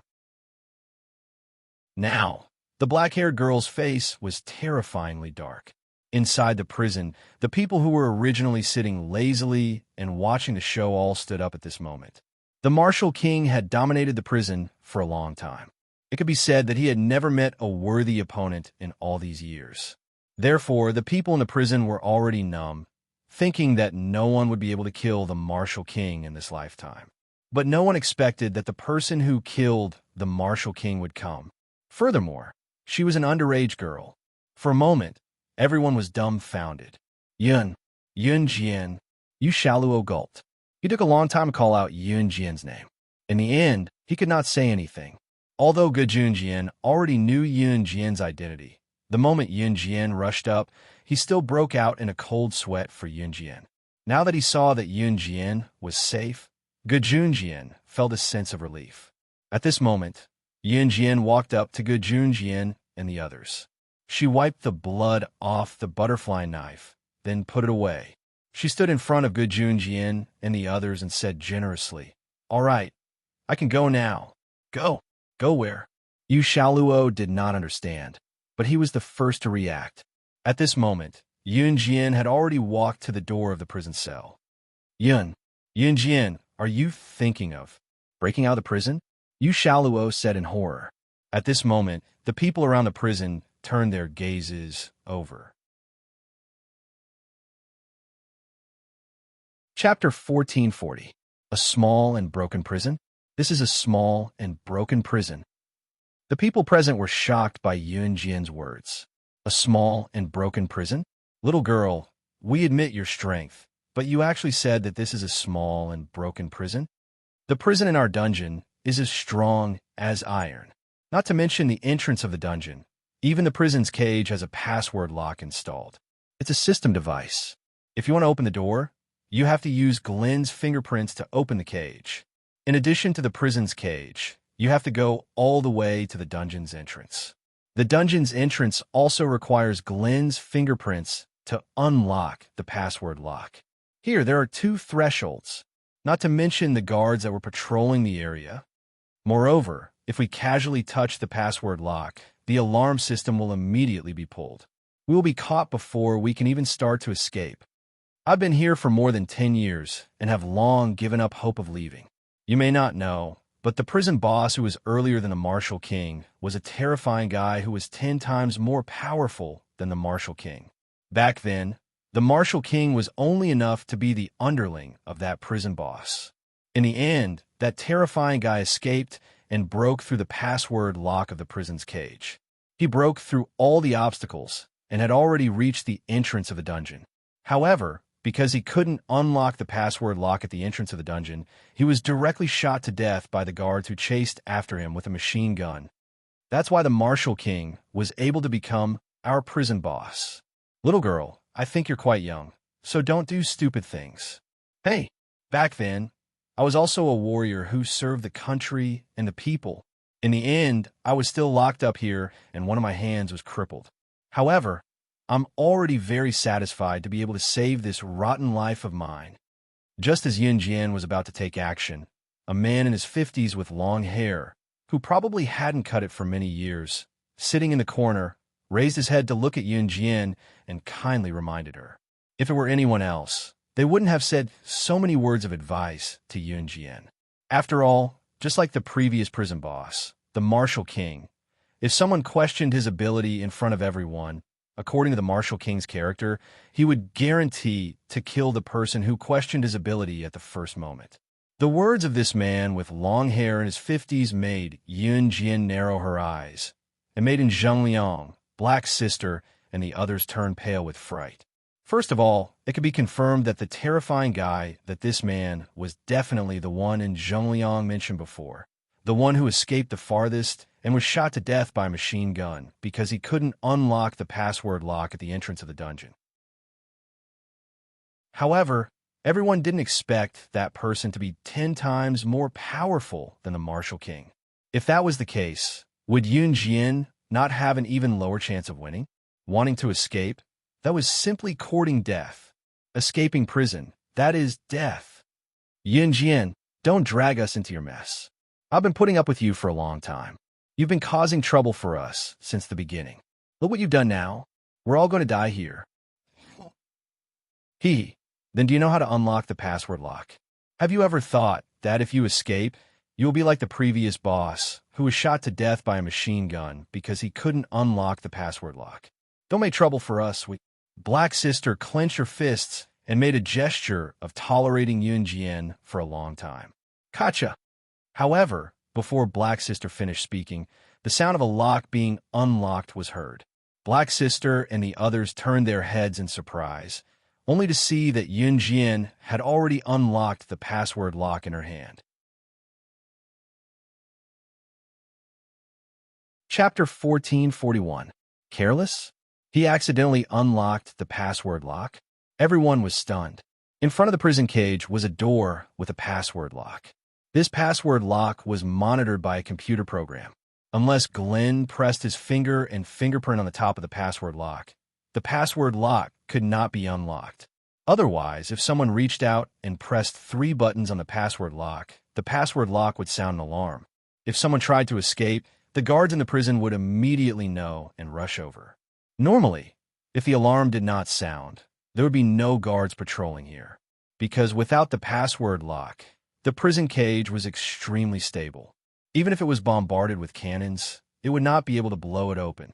The cage of the prison was only a little worse than the entrance of the dungeon, so Glenn had no intention of sending anyone to guard this place. This was because if someone wanted to escape, they would touch the combination lock. Once the combination lock was touched, a loud alarm would sound. In this way, the guard would immediately know and rush over. If they did not touch the password lock, the people here would not be able to break the cage at all, nor would they be able to get out. The terrifying fellow who had escaped to the entrance of the dungeon was already the most powerful one among all the prisoners in the dungeon who had escaped. Even he had to spend a few months before he was able to crack the combination lock. Most people had not even stepped out of the prison cage before they were discovered because they had touched the password lock and sounded the alarm. There was an unwritten rule in the dungeon, and that was once someone was found to have escaped from prison, they would be shot on the spot. Therefore, there were many people who had died trying to escape from prison over the years. Over time, the people here did not dare to take the risk of escaping from prison. But what happened today? Black Sis had just finished speaking, and before she could finish speaking, Yun Jian had already unlocked the password lock. Yun Jian, At this moment, Black Sis had just recovered from the shock of Yun Jian killing the Marshal King. In the end, she had just opened her mouth to say something righteous when Yun Jian ruthlessly slapped her in front of everyone. This time, Black Sis's face really darkened. Originally, it was not black, but it had really turned black. I won't force you to break out of prison with me. Now, those who are willing to come with me, those who aren't can stay. Also, if any accidents happen during the escape, I won't be responsible because I can still leave without you. Yun Jian looked at everyone in the prison. She reached out and shook the password lock in her hand. In the next moment, she threw the password lock in her hand to the ground. However, she curled her red lips. Although she said that, Yun Jian glanced at Good Junjian. She was here to save Good Junjian. As for why she invited others, it was because she was not alone. She wanted to bring Good Junjian out. The more people, the safer Good Junjian. Even if the guards were to catch up, Good Junjian would not be the first to die. Don't blame her, Yun Jian, for being cruel. This was the way of survival. To achieve one's goal by hook or by crook, this was the principle of being a secret agent. She, Yun Jian, was never a good person and had never admitted that she was. I'll go with you. The man in his 50s who kindly reminded Yun Jian just now stood up and spoke first. His hair was very long because it had been a long time since he had trimmed it. I don't want to stay here anymore. Instead of staying here for the rest of my life, I might as well fight for my freedom. Even if I die, I won't regret it. My name is Wei Gear, a police officer from Country Y. I'll go with you. The man who called himself Wei Gear looked at Yun Jian and spoke. Those who want to go, follow me. Those who don't, I won't force you. Yun Jian curled her lips. She did not answer Wei Gear. Instead, she curled her red lips. It was obvious that Yun Jian was not going to say welcome. Other than Wei Gear, Good Junjian, Muing, Yu Xiaoluo, Lin Wei, Hei Mei, and Zheng Liang, and the rest, there were also a few people who followed Yun Jian.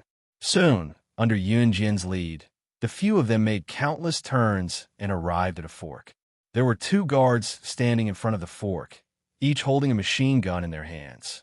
Yun Jian waved her hand to signal for everyone to stop. Then, she bit on an unused butterfly knife in her mouth and rolled towards the 2 guards. What shocked Hei Mei, Yu Xiaoluo, and the rest was that Yun Jian rolled on the ground and arrived in front of the 2 guards. Logically speaking, in such a quiet environment, this roll should have made some noise. However, the strange thing was that Yun Jian's roll did not make any noise at all. Yun Jian was not human at all, this supernatural thing. Chapter 1442. Yun Jian silently rolled to the side of the 2 guards. She did not reach for the butterfly knife in her mouth. Instead, she stood behind the 2 guards. Because the dungeon was built in the basement, there was no light all year round. They could only rely on electric lights to light up the passageway. Although Yun Jian's movements were silent, when the light shone on the ground, they could see her figure. The 2 guards originally had their backs facing Yun Jian. When they suddenly saw that under the light, other than their own shadows, there was another small shadow on the ground in front of them. They were immediately shocked. After all, if someone approached them in such a quiet place, they would definitely make some noise. Moreover, the 2 guards knew very well that if someone wanted to escape from the prison cell, they had to crack the password lock. If the password lock could not be cracked by pressing it 3 times, the alarm would immediately be sounded. The only person who could crack the password lock was the terrifying person who had escaped to the entrance of the dungeon and was shot to death by the guards with a machine gun. Therefore, these 2 guards were not on high alert to begin with. After trembling violently, the 2 guards wanted to turn around as if they had seen a ghost. Gu Junjian and Zheng Liang, Hei Mei, Yu Xiaoluo, and the others who were hiding in the corner were terrified. The 2 guards turned around. Just as the guards turned around, however, they saw that Yun Jian and Gu Junjian and the others who had peeked their heads out from the corner had already left the cell. The guard were about to cry out in shock when they heard Yun Jian's voice. Yun Jian, who was standing in front of the 2 guards, suddenly reached in her pocket and took out 2 pieces of paper that were rolled into a circle.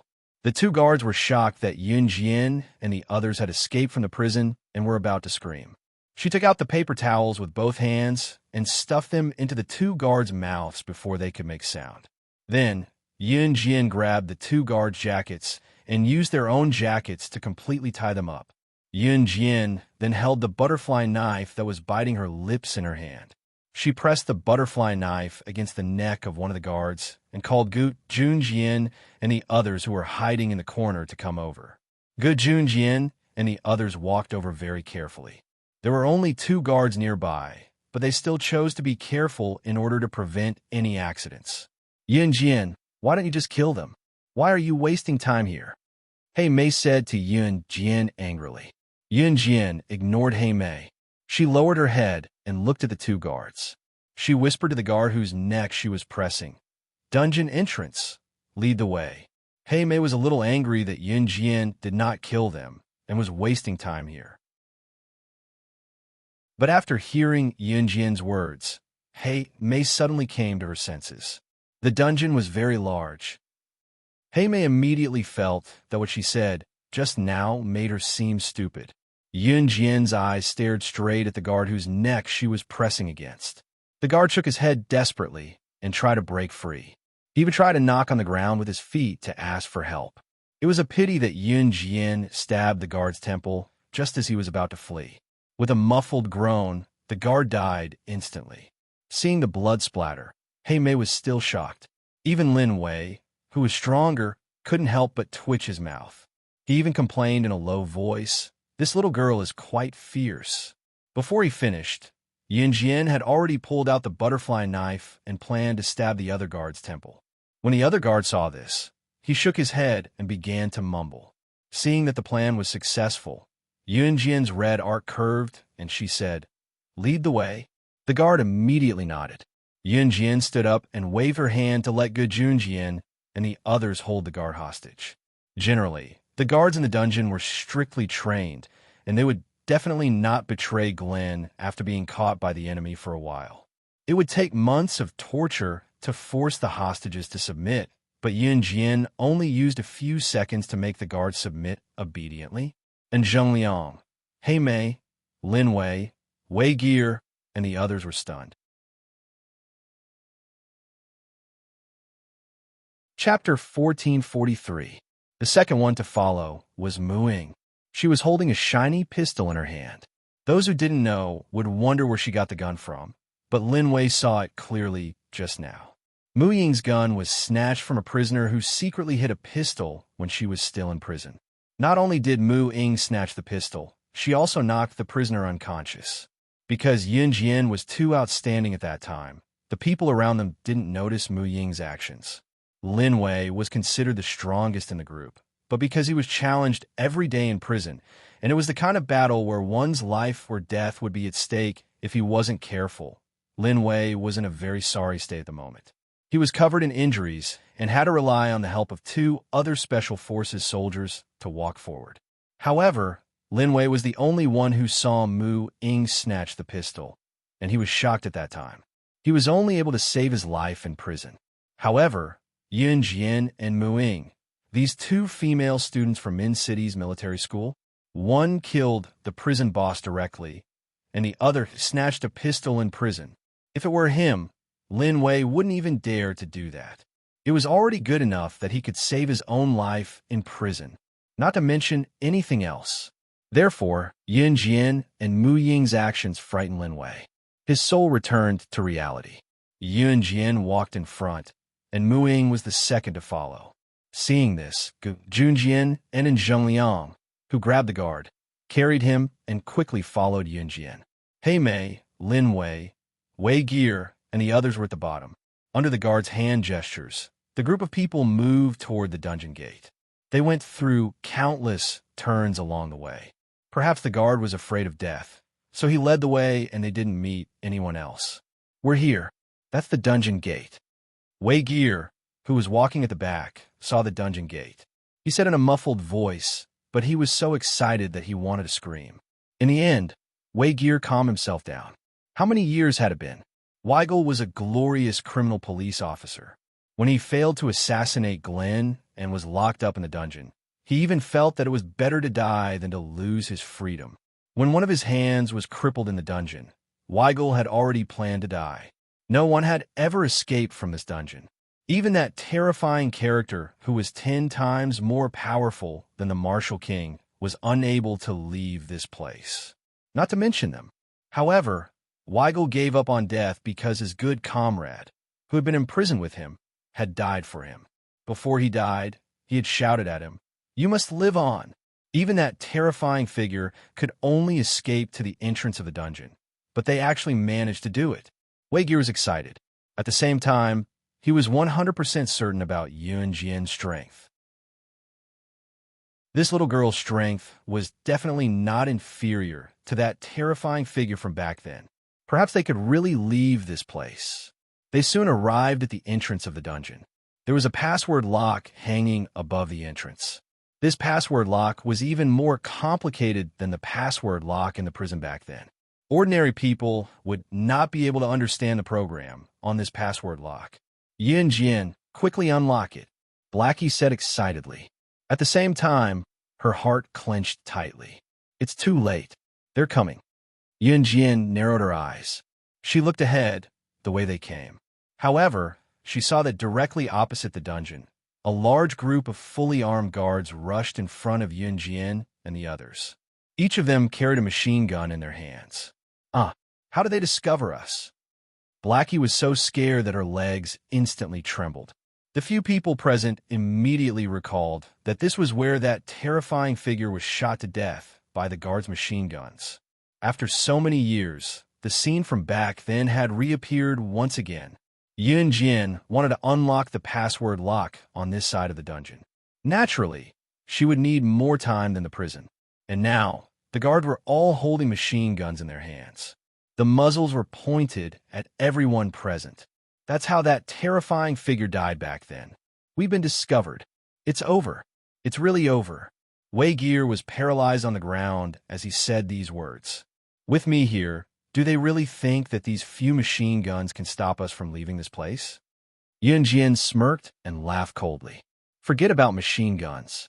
Someone once tried to bombard her with cannons, and she easily dodged it. She did not care about these few machine guns at all. Yun Jian's words were just normal words in her eyes. However, in the ears of Blackie, Weigel, Lin Wei, and the others, these words had a very different meaning. Humans against machine guns could still survive. This was the first time they heard such a statement. Without a doubt, they were very suspicious of Yun Jian's words. Even Ge Junjian looked worried. Chapter 1444. The group of guards did not say a word. They raised their machine guns and were about to fire. Yun Jian did not say anything. However, she had already noticed that there was a surveillance camera right above the entrance of the dungeon. There were also surveillance cameras along the way. However, the path they took earlier was the only way. There was no other way. Or to put it another way, Yun Jian knew from the start that the guards had purposely led them here. At this moment, the group of guards had already raised their machine guns. Muing, take them away. Just as the group of guards were still loading their machine guns and were about to point their machine guns at Yun Jian and the rest, Yun Jian shouted. She grabbed the guard who was in front of Ge Junjian and the rest and rushed towards the group of guards.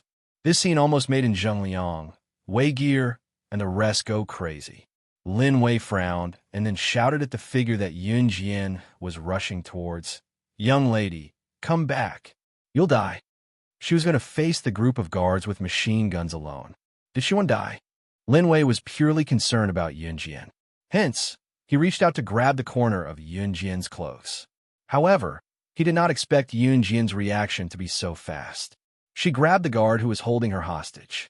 She could still run so fast while holding a person.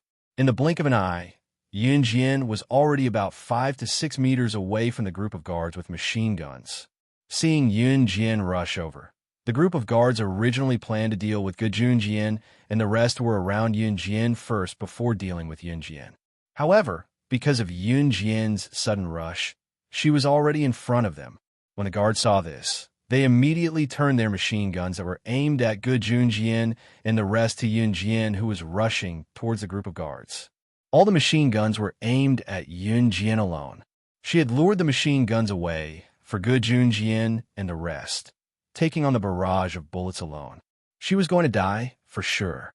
Even Good Junjian, who had always been confident in Yun Jian and knew of her identity, shouted at Yun Jian, "Xiao Jian, come back. It's dangerous." Good Junjian shouted as he chased after Yun Jian. Before Good Junjian could go after her, however, Good Junjian and Zhang Liang, Blackie Mei, and the rest were standing where they saw a frightening scene.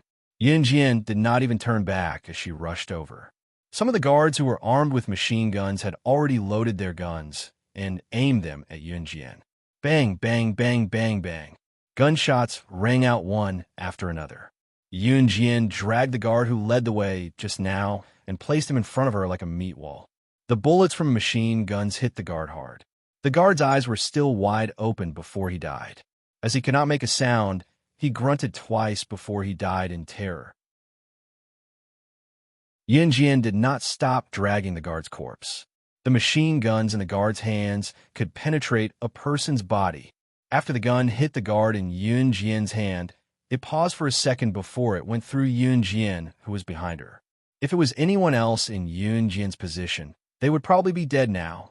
However, for Yun Jian, this pause was enough. The moment the machine guns in the guard's hands stopped firing, Yun Jian threw away the guard's corpse in her hand. She jumped to the side. She had already arrived in front of one of the guards. In the next moment, Yun Jian used her elbow to smash the neck of the nearest guard standing in front of her. With one smash, she broke the guard's neck. At the same time, she snatched the machine gun from the guard whose neck she broke first. She did not even think about it. She grabbed the machine gun and swept it at the guard around her. She fired as she ran. A large number of the guards immediately fell. However, those who were still alive would still attack Yun Jian. Yun Jian dodged the bullets as she fought back against the guards. That nimble figure seemed to be very familiar with this kind of battlefield filled with bullets. He was like a general who had survived a battle of life and death. And Zhang Liang, Blackie, and the others who were in the distance stared with wide eyes. They watched as Yun Jian finished off the last guard. Then, she threw the machine gun in her hand to the ground and walked back to them. There was no trace of blood on her body. However, her entire body reeked of gunpowder. The moment she turned around and walked over, her high ponytail swayed left and right. At that moment, everyone was in a daze.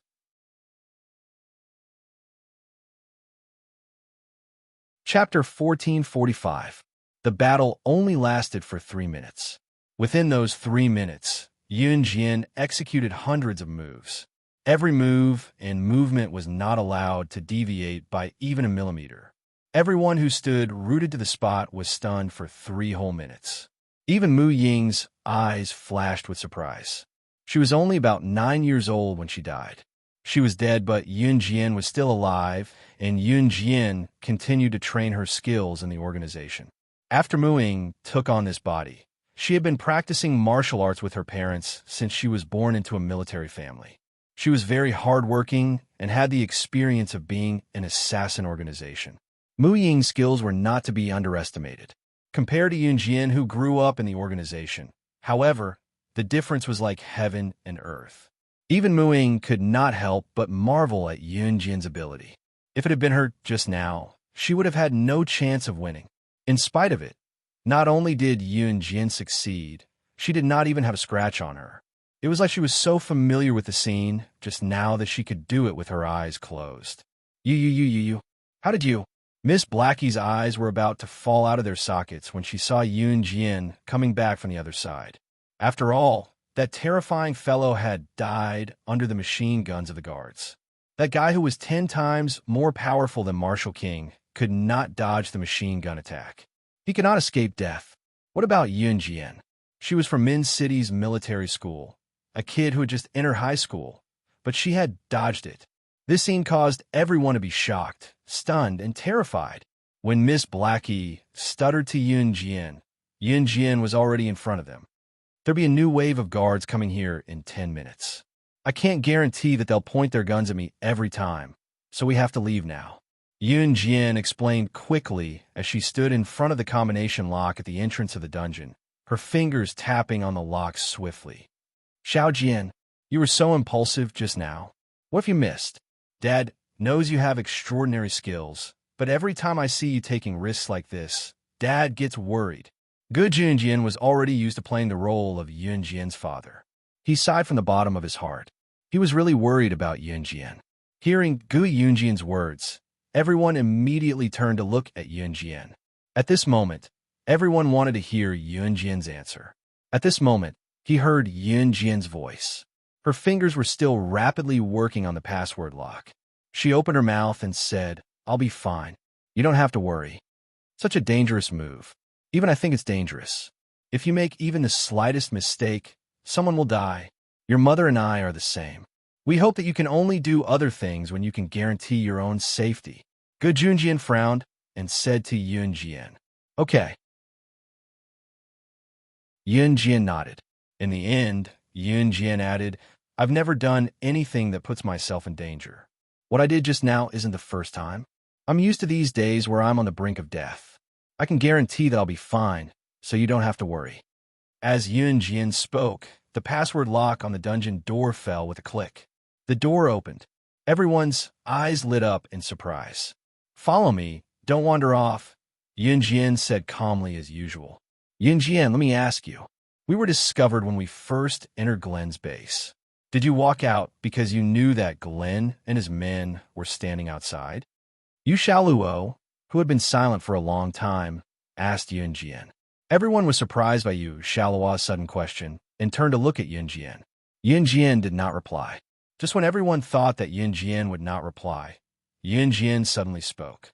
"Yes, everything is going according to my plan. Moreover, Glenn and the others were able to discover our traces because of me. My goal was only to enter the dungeon." Everyone already had a faint premonition about the first sentence, but the second sentence caused everyone to turn pale with fright. The moment they entered Glenn's base, they were discovered by Glenn and the others. This matter was actually directed and acted by Yunjian.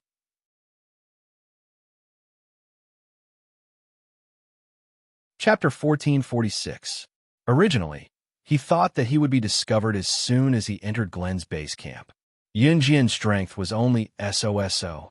Even though Yunjian knew the back door of Glenn's base camp and brought everyone into Glenn's base camp in just 10 minutes, they were discovered not long after.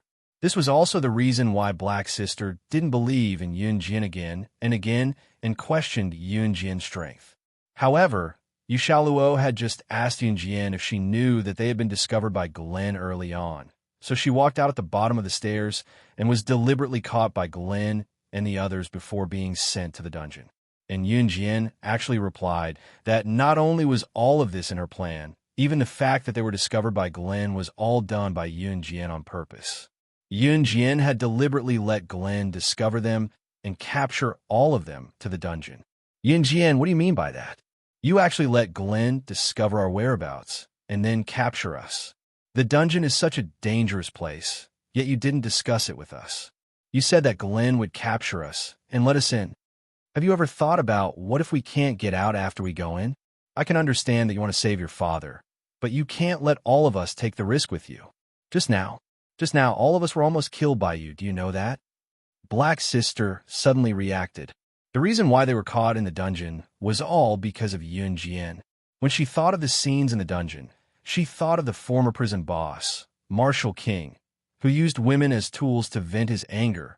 Black Sister had lingering fear in her heart as she immediately spoke to Yunjian. "In my world, there is no such word as if. If you say half a word of nonsense, I will kill you right now and let you completely shut your mouth." As Yunjian spoke, she snatched the pistol from Mu Ying's hand and loaded it with one hand. She directly pressed it against the temple of Black Sister, who was standing beside her and talking nonstop. Yunjian's eyes did not look at Hei Mei. She frowned slightly and looked straight ahead. The black-haired girl shuddered as the pistol was pressed against her temple. Yunjian's index finger hooked the pistol. The gun was already loaded. If Yunjian hooked it gently, her fate would be. In addition, Yunjian had just snatched the machine gun from the enemy's hands with her bare hands and annihilated all the enemies. She had killed without blinking. Black Sister felt as if she was being stared at by the Grim Reaper. This feeling made her feel suffocated. Hey, Yunjian, don't be violent. Let's talk nicely. Let's talk nicely. And Zheng Liang hurried over to stop them. At the same time, he looked pleadingly at Gu Junjian, hoping that Gu Junjian would say a few words for him. Xiao Jian put the gun down. Gu Junjian chimed in. Just as Gu Junjian spoke, Yun Jian lowered her hand that was pressed against the black-haired girl's temple. The black-haired girl breathed a sigh of relief. Just when everyone thought that Yun Jian had let go because of Gu Yunjian's persuasion, Yun Jian's red arc curled as she chuckled eerily. It's here. Huh? What's here? Everyone was baffled when they heard Yun Jian. They had walked out of the dungeon's entrance and were standing right in front of it. Everyone there, other than Mu Ying, was bewildered when they heard Yun Jian's words. Yun Jian tossed the pistol she had snatched from Mu Ying back to Mu Ying before looking around a corner. In the next second, she curled her red arc and said, Glenn, come out. Aren't you tired after watching for so long? Glenn? Where's Glenn? Everyone tensed up in shock when they heard Yun Jian. Right now, everyone couldn't help but shiver when they heard the word Glenn. Yun Jian, can you stop scaring us? There's no Glenn here. If he's really here, why hasn't he come out? Otherwise, we would have been discovered long ago. Black-haired girl thought that her judgment was correct this time. She had just spoken, but before she could finish her words, clap, clap, clap. A round of applause sounded. In the next second, a short, ordinary-looking old man in his 50s or 60s walked out from the corner that Yun Jian was looking at. Was this old man who exuded a menacing aura not Glenn?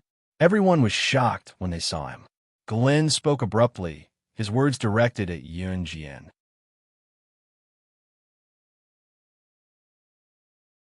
Chapter 1447. As Glenn spoke, he looked at Yun Jian with a probing gaze. As he spoke, Glenn had a cruel smile on his face, as if he already knew something incredible. It was a pity that Yun Jian did not fall for it. When she was slaying God, the top secret agent in the international ranking, Yun Jian did not mention that she was an old friend of Glenn's. At most, it was Glenn who invited Yun Jian to his base and stood behind her with his head bowed like a pug. That was the truth. If Glenn knew Yun Jian's identity, he would not have spoken to her in such a tone. Glenn was just putting on an act. Glenn's appearance had frightened everyone present, and Zheng Liang, Blackie, and the rest were shocked that Yun Jian could see Glenn hiding in the corner. At the same time, they were shocked by what Glenn said.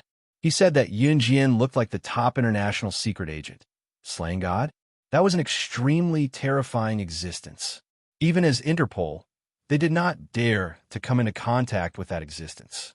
Gu Junjian was the only one who knew that Glenn's suspicion was right.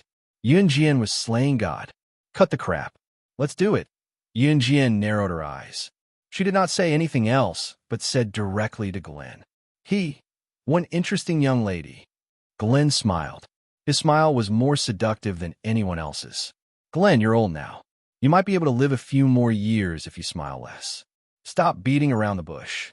Just do it if you have the guts. Yun Jian shouted, provoking Glenn. That was the truth. Yun Jian was provoking Glenn by saying that. Glenn was angered by Yun Jian's words. Then, he rolled his eyes and felt that he had heard Yun Jian say that somewhere before. Just as Glenn was trying to recall where he had heard Yun Jian say that, Blackie's voice rang again with a member of the criminal police force from Country H who was also from Country H. What should we do? What should we do? She actually went to provoke Glenn. Doesn't she know we're in Glenn's headquarters? She was so arrogant just because she had the ability. She didn't even let me scold her. I really don't like her. These words were said very softly, as if she was afraid that Glenn would hear her. Moreover, Black Sister and this member of the criminal police brigade who came from Country H with her spoke in their own country's language, Country H. People from H and Z looked almost the same. It was said that dating back to a long time ago, people from H and Z had the same ancestors. However, H country's language was completely different from Chinese. The reason why Miss Blackie spoke to the member of the criminal police brigade from Country H with her in the language of Country H was that she didn't want Yun Jian to understand what she meant. To put it bluntly, Mei completely thought that Yun Jian couldn't speak H language. so she was so bold to say this in front of Yunjian. Yunjian raised her eyebrows. She didn't turn around to look at Miss Blackie, let alone pay attention to her. Instead, she pretended that she really couldn't speak H language. This way, Miss Blackie even more wantonly complained about Yunjian in H language to the member of the criminal police brigade who came from Country H with her. Just as Miss Blackie was getting more and more excited, Glenn suddenly exclaimed. He looked at Yunjian and asked loudly, his pupils constricting, "What did you say just now?" "What you said just now is exactly the same as what slaying God said to me back then. Could it be that you're—" Glenn's sudden words made everyone's pupils constrict. However, at this moment, a loud sound of a helicopter came from above Glenn's headquarters. In the next second, a tall and handsome figure jumped down from the helicopter that was flying 7 to 8 meters high. The man who suddenly appeared was so handsome that everyone's eyes lit up the moment he appeared.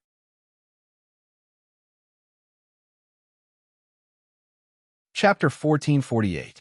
After C.E. jumped down from the helicopter that was about 7 to 8 meters in the air, he stopped his momentum and straightened his body. He suddenly appeared, and the helicopter suddenly flew over, so everyone present was surprised. However, Yunjian was not one of them. Yunjian was only slightly surprised. Why was he here again? Although that was what she thought, Yunjian's heart was still warm when she saw C.E. always appearing when she was in danger. Even Glenn was shocked when he saw C.E.'s sudden appearance. He then looked at C.E. from head to toe. Everyone turned to look at the man who had jumped down from the helicopter that was about 7 to 8 meters in the air. C.E. looked at Glenn with eyes as sharp as a hawk's after he jumped down. This glance caused Glenn to tremble slightly. Glenn, had been in the black market for decades. This was the first time he had felt the sharp gaze of a man in his 20s. His entire body involuntarily trembled for a while. However, C.'s thin lips moved. He looked at Glenn with his sharp black eyes and said bluntly, "Glenn, the boss of the European and American underground black market. Who are you?" C.E. had already seen Yunjian. However, he did not walk over to her directly this time. Instead, he looked at Glenn. Glenn initially thought that other than slaying God, who was ranked first on the International Secret Agent ranking, he would not lose his imposing manner in this world. However, he did not expect that today, not only did a young lady appear and attack his imposing manner, but now there was also a man who had such an imposing manner that he could not even speak. Glenn took a deep breath and replied to C.E., "That's right, I'm Glenn. Who I am is not important. What's important is that because of what you've done, your position as the boss of the European and American underground black market is gone," C.E. said coldly. Yunjian saw that C.E. did not come over, so she walked over to C.E. The people standing beside Yunjian were stunned. Who was this man? What right did he have to say that Glenn's position as the boss of the European and American underground black market was gone? Just as he was thinking this, Yunjian was already standing in front of Glenn. Seeing Yunjian walk over, C.E. leaned to the side and reached out to grab Yunjian's hand. What are you? Why do you say that my identity is gone?" Glenn didn't believe it and shouted, "Hey, Xiao Jian." Good Yunjian came to Yunjian and C.E. and called out softly, looking at Yunjian and C.E. "Old Good, do you know this man?" Yu Shaluo glanced at C.E. and walked over with the others. "This is my daughter's man," Good Yunjian said proudly. With C.E. around, Good Yunjian was not worried at all. C.E. and Yunjian were capable people. Once they heard that such a handsome man was Yunjian's man, the people standing beside Gu Junjian looked over. Black Girl's gaze was drawn to C.E. the moment she saw him. Glenn saw that the people standing in front of him were no longer afraid of him, especially after what C.E. said. He was infuriated. In the next second, he growled into the dark, "Come out. Catch them. Catch all of them." Glenn was still in a mood to tease Yunjian just now, but he was only left with rage now. Glenn's men, who were originally hiding in the dark, only waited for Glenn's order to come out with machine guns on their shoulders. Despite Glenn's roar, there was no movement in the dark at all. Where are they? Where are they? Come out, all of you." Glenn was panicking now. No matter how capable Glenn was when he was young, he was old now, and his ability was not what it used to be. If it were not for the group of powerful guards, he was at most a good-for-nothing.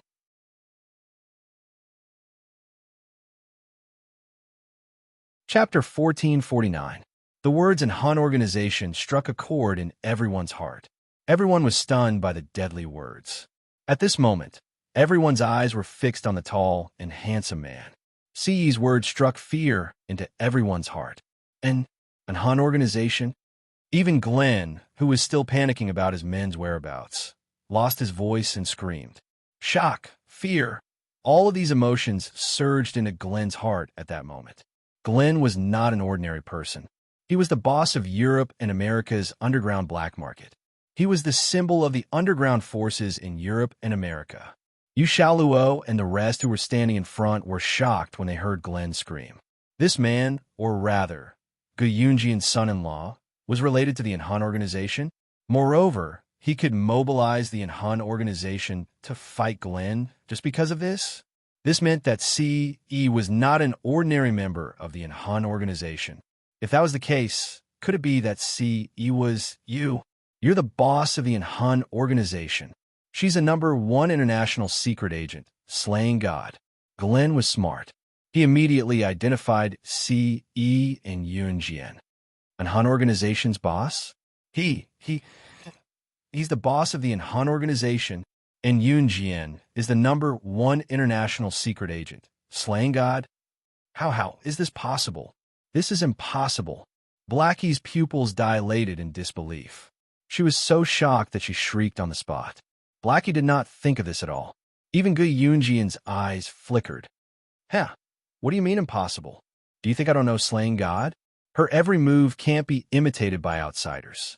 Every time she appears, it's a different face. And the Han organization. Do you think anyone can start a war with the Han organization just because they want to? Only the boss of the Han organization can command the entire Han organization. Don't think I can't tell. Glenn knew that he would not be able to escape death. Slaying God, the top international secret agent ranking, and the leader of Han were both here. It would be a miracle if he could survive. The day he stood in this position, Glenn knew that he would have this day.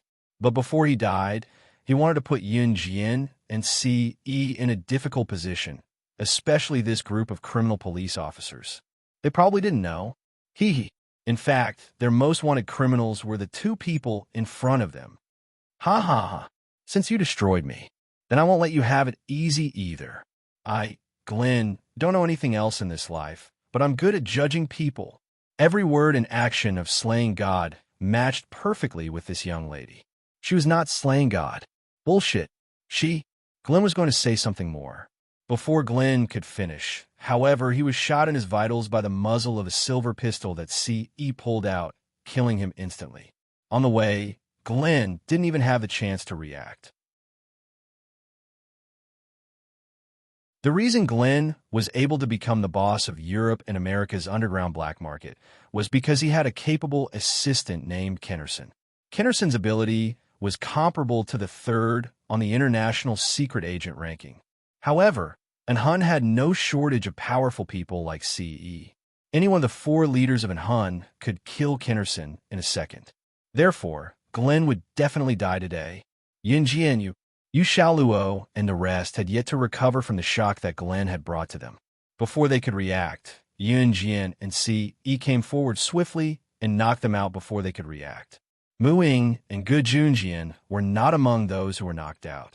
Yunjian only stopped after Yu Shaoluo, Sister Blackie, and the rest drank Qing Yu's secret 3-hour amnesia liquid. They could not have their memories because Yunjian still needed to live in Country Z in the military academy. The fewer people who knew about her and CE's identities, the better. It was fortunate that Qing Yu's secret 3-hour amnesia liquid allowed one to forget 3 hours of memories painlessly without any side effects. Xiaojian, what did you feed them? Gu Junjian asked with his mouth agape. Amnesia liquid. They'll forget everything that happened in the past 3 hours, Yunjian explained. After Yunjian's explanation, CE continued to speak to Gu Junjian. As a member of Interpol, father-in-law, you should be eager to eliminate the forces of Europe and America's underground black market. Now that the underground black market has been completely eradicated, you can report back to Interpol directly. C paused before he continued to speak to Gu Junjian with a curvature. This is my first gift to you, father-in-law. I only want Xiao Jian. The way he addressed C.E. as his father-in-law was smooth. As he spoke, he tightened his grip on Yun Jian's hand in front of Gu Junjian. Yun Jian's cheeks blushed. Dad can't see anything. Dad's eyesight is getting worse. Young lady, let's take a walk over there. It's cooler there.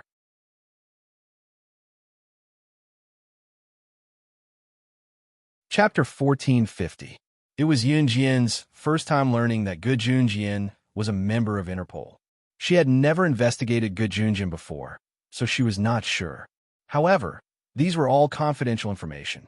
Usually, such identities were not allowed to be revealed in the military. They were not even allowed to reveal a word about it to those closest to them. Watching Gu Junjian leave with Muing, Yun Jian's lips curved into a faint smile. Gu Junjian reported the incident to Interpol in the end. In the end, all the credit was given to Gu Junjian and the rest. This was also C.E. and Yun Jian's intention. Yun Jian, in particular, did not want to be crowned with a new title in her daily life.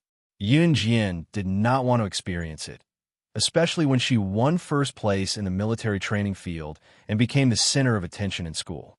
That was why she allowed Gu Junjian and the rest to take all the credit.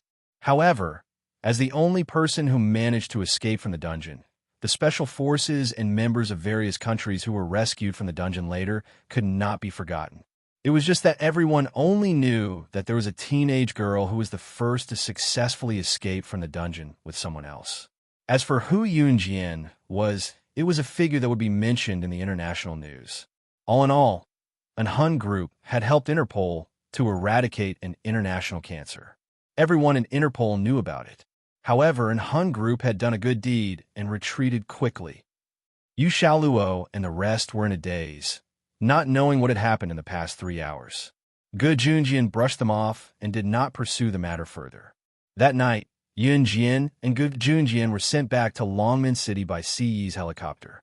The next day was Saturday, and the food festival was held on Friday. Saturday was Qin Yiru's birthday. On the day she returned home, Yun Jian did not wish Qin Yiru happy birthday early in the morning. She made an appointment with her friends and planned to pick out a gift for Qin Yiru in the afternoon. Gu Junjian did not say anything to Qin Yiru and went shopping with his old comrade. Everyone had left early in the morning. Qin Yiru did not even remember that it was her birthday today. She could not help but wonder why everyone had left so early in the morning. Never in her wildest dreams would she have imagined that this person had not gone out to play, but to buy her a birthday present. Yun Jian made an appointment with Lu Fian. Chun Sini couldn't come out because she had something to do. Lu Fian was the first friend he had met since he was reborn in Xinjiang town. Come to think of it, today was the first time the two of them had met a year ago. Some time ago, Lu Fian was disappointed when she found out that Yun Jian had gone to Min City after she had finally gotten into a school in Longmen City. Yun Jian waited for Lu Fian at the entrance of a coffee shop where they had agreed to meet. After waiting for about half a minute, Lu Fian, who was carrying a small backpack, hurriedly ran over. There was another girl beside Lu Fian. Phew, almost late, huh? Lu Fian chuckled and studied Yun Jian from head to toe before telling her, Xiao Jian, you haven't gotten tanner after a month of military training. Your skin is so good. Lu Fian chortled and introduced the friend beside her to Yun Jian. This is a friend I made in the new school. Her name is Wang Cancan. She has good taste and can help you pick out a birthday present for your mom. Lu Fian introduced Yun Jian as she spoke. Wang Cancan was a friendly girl. After introducing herself to Yun Jian, she struck up a conversation with Yun Jian. Although Wang Cancan looked innocent, she was a tough woman in her bones and yearned for a superhuman life. A girl like her got along well with Yun Jian. She was generous and did not fuss over minor matters. Let's go to the mall later to buy a birthday present. It's a newly opened mall, and there's a lot of stuff inside. There's also a tour of the most exciting and terrifying haunted houses in the country. I heard that Fatty Wong, Ergo, and the others from our class are scared out of their wits even though they're so brave. Haha, let's go take a look if we have time after buying our birthday presents, okay? Wang Cancan asked Lu Fian and Yun Jian generously. If Lu Fian and Yun Jian declined, she would not mention it again. Wang Cancan was not one to fuss over trivial matters. Yun Jian recalled what Wang Cancan said. Chun Sini had mentioned the haunted house before and said that she wanted to go.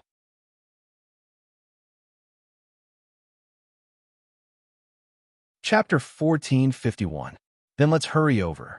Let's take a taxi from here. The mall is quite far from here. Wang Cancan was pleasantly surprised when she heard that. She was carrying a bear cub satchel that matched Lu Fian's. She immediately pinched the bear cub satchel that she was carrying and said excitedly to Lu Fian and Yun Jian. Lu Fian had a bear cub satchel that looked almost the same as Wang Cancan's. This satchel was very small, and the workmanship of the satchel was very exquisite. In addition, Lu Fian and Wang Cancan were both wearing small skirts that matched the satchel very well. Both of their figures were quite good and looked like clothes hangers. Coupled with this tight satchel, they were simply beautiful. Wang Cancan stood on the road and hailed a taxi. Then she, Lu Fian, and Yun Jian sat in the back seat of the taxi. As soon as they got into the car, Wang Cancan had no intention of alienating Yun Jian. She whispered to Lu Fian and Yun Jian. Although she was separated from Yun Jian by Lu Fian, she still said to Yun Jian through Lu Fian, "Trust me, today I'll definitely help you choose a gift that your mother will love." Haha, look, this satchel matches our outfits very well, right? I chose this. Hee hee. Wang Cancan didn't mean anything else. Yun Jian and Lu Fian hadn't seen each other for a long time. Similarly, Lu Fian would definitely have a new circle of friends. Like today, when Lu Fian and Yun Jian met, but brought along her high school classmate and friend, Yun Jian was in a very awkward situation. In a group of three, there would always be one person who would be awkward, and that person was none other than Yun Jian. Wang Cancan had experienced this feeling of being ridiculed before. She really couldn't bring herself to continue chatting with Lu Fian and then ridicule Yun Jian. "It's very beautiful. I trust your judgment." Yun Jian smiled back. Along the way, the three of them kept discussing their school life. In fact, Yun Jian was the one who listened. Wang Cancan and Lu Fian kept chatting. Then, as they talked, they asked Yun Jian a question. When Lu Fian mentioned to Wang Cancan that Yun Jian was studying in the military academy, Wang Cancan's eyes lit up as he looked at Yun Jian. Wang Cancan wanted to be a superwoman. The moment she heard that Yun Jian was studying at a military academy, she was so excited that she stepped past Lu Fian and grabbed Yun Jian's hand. "Yun Jian, I've always admired soldiers who protect our country, especially a girl like you who actually chose to go to a military school. I feel that this requires perseverance and courage. It's a very admirable move." Wang Cancan's actions made Yun Jian smile softly, and she replied with two sentences. However, just as he said that, the taxi driver's words were heard. "We've arrived at the dynamic shopping center. The three little sisters can get off now." After paying the fare and alighting, Wang Cancan brought Yun Jian and Lu Fian to a milk tea shop in the dynamic shopping center to buy milk tea. I took a look. The haunted house is in the basement of the dynamic shopping center. Should we go there first or pick a present for your mom first? Wang Cancan asked Yun Jian from her seat. "Let's go to the haunted house first." "Xiao Jian, are you okay with that? We don't have to carry the present for Annie when we enter the haunted house. It'll be bad if we're too scared and break the present. What do you think, Xiao Jian?" Lu Fian asked for Yun Jian's permission. "I'm fine with anything." Yun Jian was not picky. Just as Yun Jian said that, one of the teenagers sitting at the table next to the milk tea shop poked his head over to ask, "Hey, are you guys going to the haunted house in the basement of the dynamic shopping center too? I heard that it's super scary. It's the scariest hospital-themed haunted house in the history of the Guinness Book of Records. The haunted house's name is Zhuo Chuan Mental Hospital. There's a strict rule there. They say that girls must be accompanied by strong men. You 3 girls might be stopped if you go alone.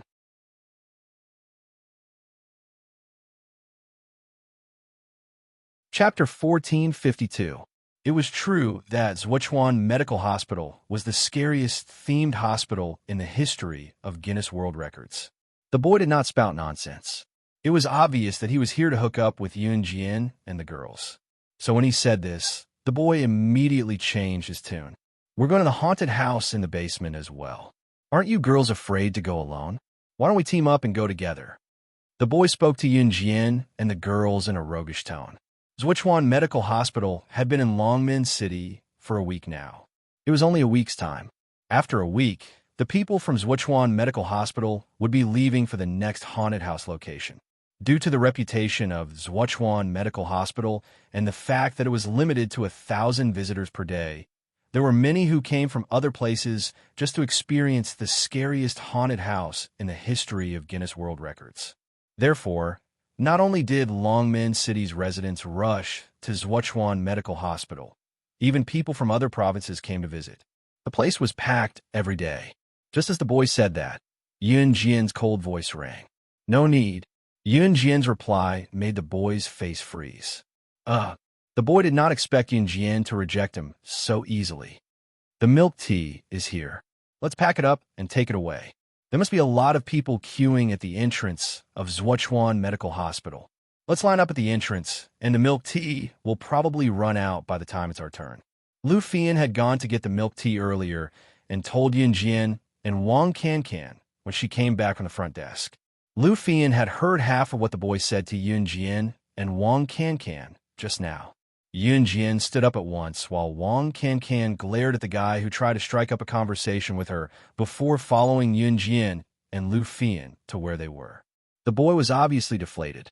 He touched the bridge of his nose and smiled innocently at the boy and girl sitting beside him. After Yun Jian and the other 2 left, another boy, who was obviously the boy's brother, put his arm around the boy's shoulder and teased him with a laugh. Zhou Dongshuan, I didn't expect you to fail at picking up girls. Ha ha ha. Look, those 3 girls didn't even look at you. No matter what, you're still the school hunk of second high. How come you don't even have this bit of charm today? The boy teased the boy named Zhou Dongshuan. Go, go, go. Surname Blue, don't talk too much. And those 3 girls, I believe we'll meet them again later. The boy named Zhou Dongshuan blinked his eyes and said expectantly. Yun Jian and the other 2 had already arrived at the basement. Zhuochuan Medical Hospital had built the temporary office in the basement. The registration was done there, and there was a queue to get in. After buying the tickets and lining up, Wang Can and Lu Fian were both excited and scared. Sipping the milk tea in her hand, Wang Can said to Yun Jian and Lu Fian, Are you guys scared? Once I think about how we're going to enter the haunted house, my heart squeezes. Wang Can had just finished speaking when she saw Yun Jian acting like it was none of her business. She paused and could not help asking in surprise, What's the matter? Aren't you scared? Zhuochuan Medical Hospital is the scariest hospital-themed haunted house in history. I heard that many people wet their pants inside. Scared? Why should I be scared? Yun Jian looked at Wang Can and Lu Fian's nervous and scared faces and was confused. Because this is a haunted house. Little girl, if you're scared, don't hold it in. Scream when you need to. Young people, don't pretend to be calm.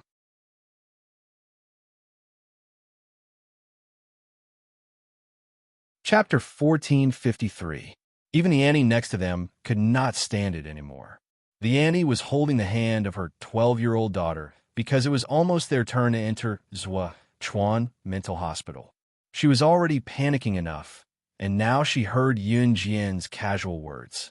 The Annie had nowhere to vent her anger, so she used a voice that sounded like a nosy woman to scold Yun Jian.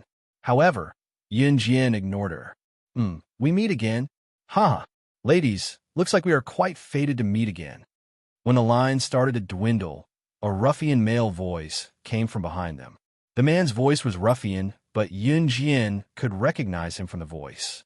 She did not even need to turn to know who the ruffian voice behind her, Lu Fian, and Wang Can belonged to. Wasn't this the voice of the man who had tried to flirt with them at the milk tea shop? Zhou Dongxuan looked at Yun Jian's group happily. He did not expect to run into Yun Jian's group again so soon. Regarding the fact that they were about to enter the haunted house, everyone present expressed their fear. However, as a man of honor, Zhou Dongxuan felt like he should act bravely before the girls. Especially in such a scary haunted house, if the girls were scared, they might even crawl into his arms. Just the thought of it was enough to make him excited. Therefore, Zhou Dongxuan started to flirt with Yun Jian's group even more. I'm not lying to you. The girls here really don't allow us to enter directly. Zhuochuan Mental Hospital is different from other haunted houses. It is the scariest haunted house in history with a hospital theme. I heard someone was scared to death here before. Therefore, the girls have to be accompanied by strong men. Zhou Dongxuan was not lying about that. Yun Jian had already seen it from the notice board in the distance. She pursed her lips. Then, can you bring us in with you? Just bring us in, and we'll split up once we're inside. Wang Can asked Zhou Dongxuan. Sure, we have 5 people here. The 3 of you can form a team and go in. Zhou Dongxuan said generously. At the same time, he glanced at Yun Jian. Yun Jian didn't say anything this time. Zhou Dongxuan was the school hunk of Longmen City's No. 2 high school. A guy like him who looked handsome to others was bound to be pursued by girls. For example, the 2 girls who had been following Zhou Dongxuan were Zhou Dongxuan's admirers. However, it was a pity that these 2 girls' looks were very ordinary. Usually, they relied on heavy makeup to support their looks and often mingled with Zhou Dongxuan's group. When walking outside to play, boys like Zhou Dongxuan, who had strong self-esteem, liked to bring 2 girls along at all times, even if they didn't like the girls. They only brought the girls because they could show off in front of the girls at any time. However, Zhou Dongxuan now had better candidates, and that was Yun Jian and the other 2. Not only were Yun Jian and the girls prettier than the 2 girls he brought along, they were also pretty and attractive. It made Zhou Dongxuan want to appear like a hero, saving the damsel in distress in the haunted house when the trio wanted to hide under the floorboards out of fear. TSK. Zhou Dongxuan was thrilled just thinking about it, especially showing off that he was not afraid of any ghosts in the haunted house to show off his masculinity. How fun could this be? Zhou Dongxuan was the school hunk of Longmen City's No. 2 high school after all. Although the 2 girls who came with him looked average, they were dressed rather fashionably with heavy makeup. Both of them wanted to attract Zhou Dongxuan's attention, but they did not expect him to invite Yun Jian and the girls. This caused the jealousy of the 2 girls to instantly swell. One of the girls, who had red lips and a thick layer of foundation, said to Zhou Dongxuan in an unconvinced tone, "What are you doing? Dongxuan, why did you invite them to come with us? They look so timid. They'll probably scream once they go in. What if they're too scared to leave the haunted house? They'll drag us down. Wang Xiaoyu, say one more word and you'll leave on your own." Zhou Dongxuan roared at the girl with a dark face. Dongxuan. Wang Xiaoyu was enraged when she heard him. She did not say anything else after that. Soon, it was Yun Jian and the girls' turn to enter the haunted house. The haunted house had a rule that the girls had to be accompanied by strong men. Zhou Dongxuan's group of 5 consisted of 2 girls and 3 guys. The 3 guys could be considered strong men. There were usually 4 to 6 people entering, but Zhou Dongxuan's group, including Yun Jian and the girls, had a total of 8 people. The staff of Zhuochuan Medical Hospital gave it some thought and agreed. They then distributed 2 sets of tools to Yun Jian and the girls. 2 flashlights and 2 shields. Yun Jian took one of the flashlights. As for the shields, Yun Jian gave them to Lu Fian and Wang Can. Just like that, the 8 of them walked into the dark entrance of the haunted house.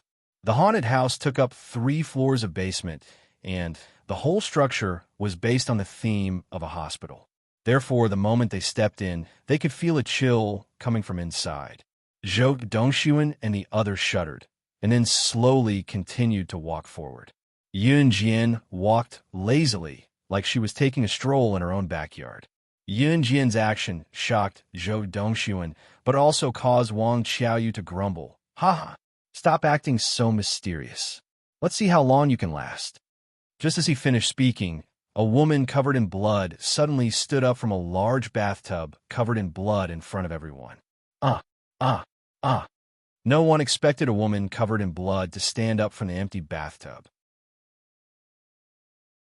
At this time, Zhou Dongxuan, Wang Xiaoyu, and the girls were so shocked by the sudden appearance of the woman that they screamed and covered their mouths. When everyone looked up, they saw that Yun Jian was not at all intimidated by the woman who was covered in blood. Instead, she went to the woman and studied her from head to toe before she grinned.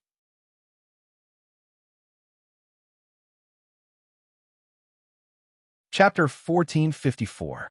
Yun Jian's words shocked the woman who had appeared out of nowhere, who was also the staff member.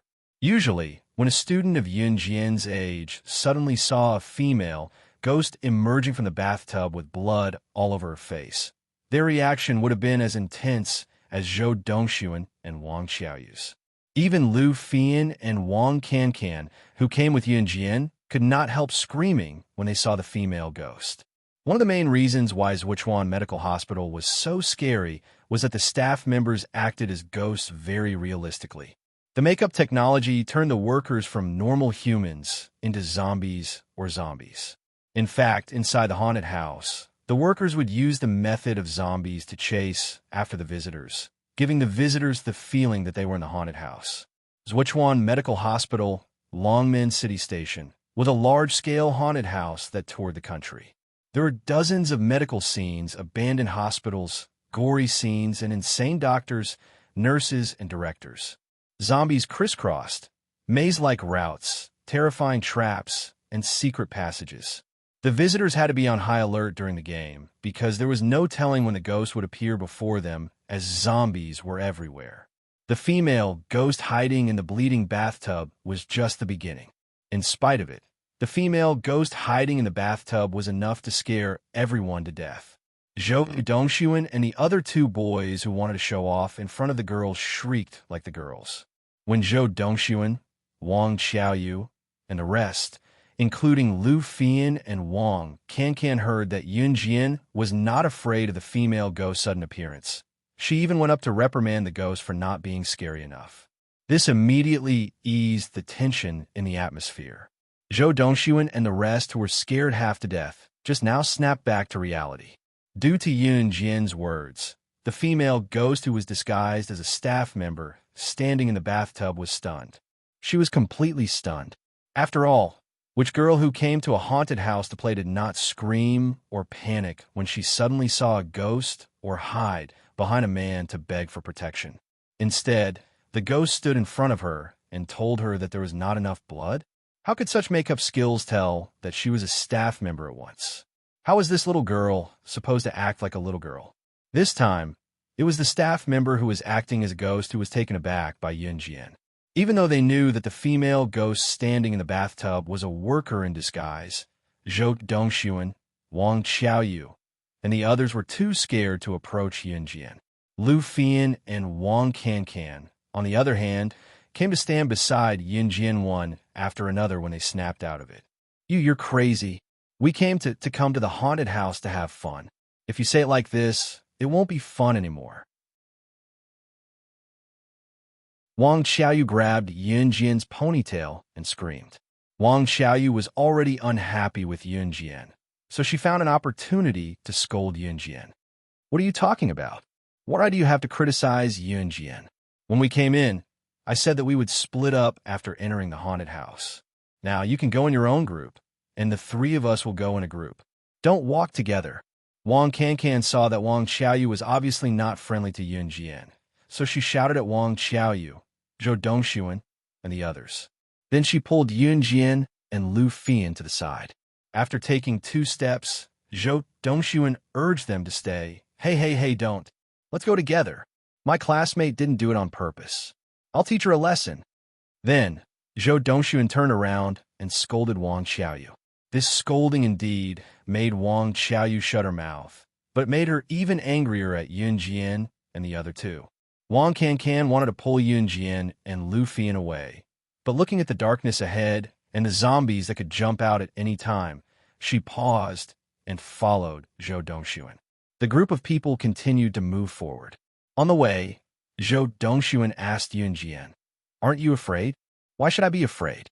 This level of haunted house is not at the same level as Fujijio Haunted House. Fujijio Haunted House is not scary at all.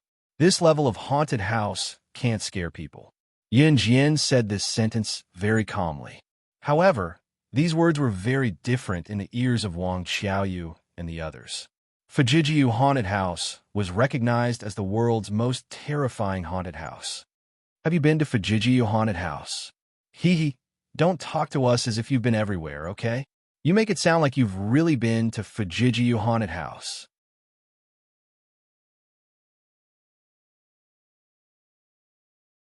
Chapter 1455. Wang Xiaoyu did not believe that Yunjian had been to Fujijio Haunted House. After all, it was widely acknowledged as the scariest haunted house in the world. Generally, to explore a large-scale haunted house like Fujijio Haunted House, not only did one need wealth, but more importantly, courage. Perhaps Zhuochuan Medical Hospital was scary enough and was widely acknowledged as the scariest mobile haunted house, but it was mobile after all. The setting was improvised.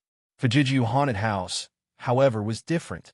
Fujiji Haunted House used an abandoned local hospital as its backdrop, but the difference was that Fujiji Haunted House had chosen an abandoned hospital as its backdrop. Furthermore, the theme of the haunted house was also a hospital, so the illusion created in real life was naturally different from Saga Hospital, which was a makeshift hospital. There were people who were scared to death in Fujijio Haunted House every year, but many were willing to sign up for the adventure. Putting aside whether Yunjian dared to go or not, Fujijio Haunted House was located overseas after all, and Yunjian did not look like a rich person at all. That was why Zhang Xiaoyu dared to speak to Yunjian in such a tone just now. "It doesn't matter if I've been there or not. What's important is that I know now that you've definitely not been there." Yunjian held the flashlight in the dark, her lips curling into a mocking smirk. Yunjian's words were profound, and if one listened carefully, was she not implying that Wang Xiaoyu was ignorant? Wang Xiaoyu was the kind of girl who didn't take her studies seriously in school. She hung out with a group of hooligans in society and hung out with boys all day long. She smoked and drank and felt that she was special, as if she was the only one in the world who was the best. Therefore, once Yunjian said that, Wang Xiaoyu spat in anger. "Ew. Do you have a death wish? Do you know who I am? My brother works for Longmin City's top mafia group, Falcon Hall. He's in the underworld. You'd better know your place. Otherwise, I'll teach you a lesson." Wang Xiaoyu threatened Yunjian right away. Wang Xiaoyu's brother was not her biological brother. It could be said that he was just a brother she recognized in the underworld. This kind of familial relationship was very popular among Wang Xiaoyu's group. "Wang Xiaoyu, I won't invite you to play with us anymore." Zhou Dongxuan yelled at Wang Xiaoyu before Yunjian could reply. He had finally managed to persuade Yunjian and the others to stay with them. In the end, with Wang Xiaoyu's provocation, what if Yunjian and the others refused to leave with them? After Wang Xiaoyu was yelled at by Zhou Dongxuan, she immediately shut her mouth. Wang Xiaoyu wanted to pursue Zhou Dongxuan, so Zhou Dongxuan's words were fatal to her. In spite of it, Wang Xiaoyu loathed Yunjian even more. At this time, they had already walked a long way and arrived at a new theme room. The new theme room was a morgue. As soon as they arrived, Wang Xiaoyu and the others, who were still talking, immediately tensed up and didn't dare to go forward. Even though he knew that this was a haunted house, he was still afraid. 3 beds appeared in front of everyone. There were 3 people lying on the beds, and each of them was covered with a white cloth. The surrounding background was painted with horrifying images. Just the torchlight alone was enough to send chills down one's spine. The group stopped in their tracks in fright, not daring to go forward, because no one knew what was lying on the 3 beds.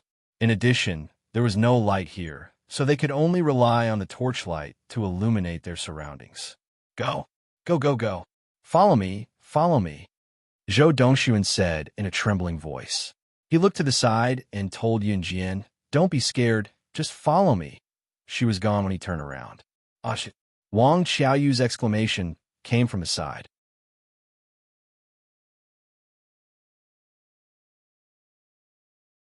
Chapter 1456. Normal girls dared not linger in a haunted house's morgue for too long. Some girls would even clutch their boyfriend's clothes tightly and bury their heads in their boyfriend's arms, crying coquettishly, "It's too scary. Sob, sob, sob. I don't want to come to this haunted house anymore." What about Yun Jian, Zhou Dongxuan, Wang Xiaoyu, and the others did not even dare to move forward out of fear, but Yun Jian was different. She walked over and lifted the white cloth without a word. Usually the scariest thing when passing by a morgue was the 3 beds where the corpses under the white cloth suddenly came alive. The sense of terror tugged at everyone's heartstrings, enough to scare them out of their wits. Not only was Yun Jian unafraid, she walked over and lifted the white cloth herself. This scene caused Wang Xiaoyu to let out a loud "ah." Even Zhou Dongxuan's face fell from shock.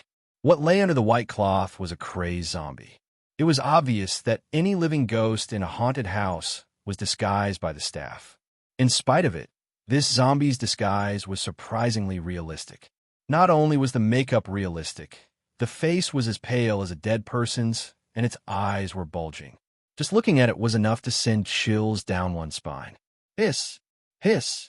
What was even scarier was that it was growling like a zombie. Ah! Zombie! It's a zombie! Wang Xiaoyu was so scared that she clutched her dress tightly.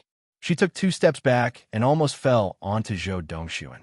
The moment Yun Jian lifted the white cloth, the zombie lunged at Yun Jian and growled in terror.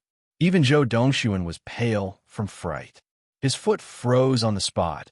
Even his plan to save the damsel in distress was tossed to the back of his mind. Xiao Jian, Lu Fian, and Wang Can, on the other hand, forgot that they were in a haunted house after Lu Fian's shout. Perhaps it was because the zombie's acting was too realistic. The 2 of them did not think twice and rushed towards Yun Jian, trying to save Yun Jian. That zombie was obviously a staff member in disguise, but it was so realistic that everyone present believed that it was a real zombie. At least, Lu Fian and Wang Can really thought they had seen a ghost. They had forgotten that they were inside a haunted house and were focused on saving Yun Jian. Seeing this, Yun Jian only slightly narrowed her eyes. Be careful. Zhou Dongxuan really wanted to rush up and save the damsel in distress, but he didn't dare. It was as if his foot was fixed in place with glue, and he couldn't lift it up. He could only blame this zombie for being too realistic. He even felt scared when he looked directly at this zombie, not to mention rushing up to save the damsel in distress.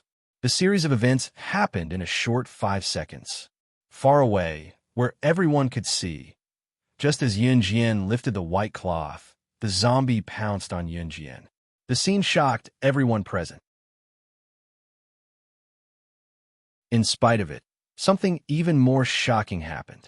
Just as the zombie was about to pounce on Yun Jian reached out and grabbed the zombie's collar accurately without even looking up, yanking the zombie to the side forcefully.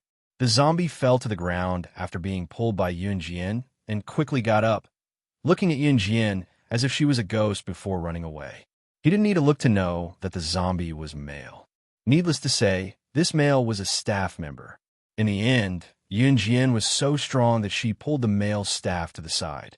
More importantly, they heard from others that it was the zombies that chased them when they entered the haunted house. Why was it that Yun Jian was the one who scared the zombies away?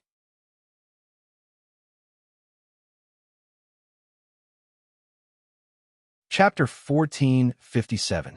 Xiao Jian, LV Fian, and Wang Can had already reached Yun Jian.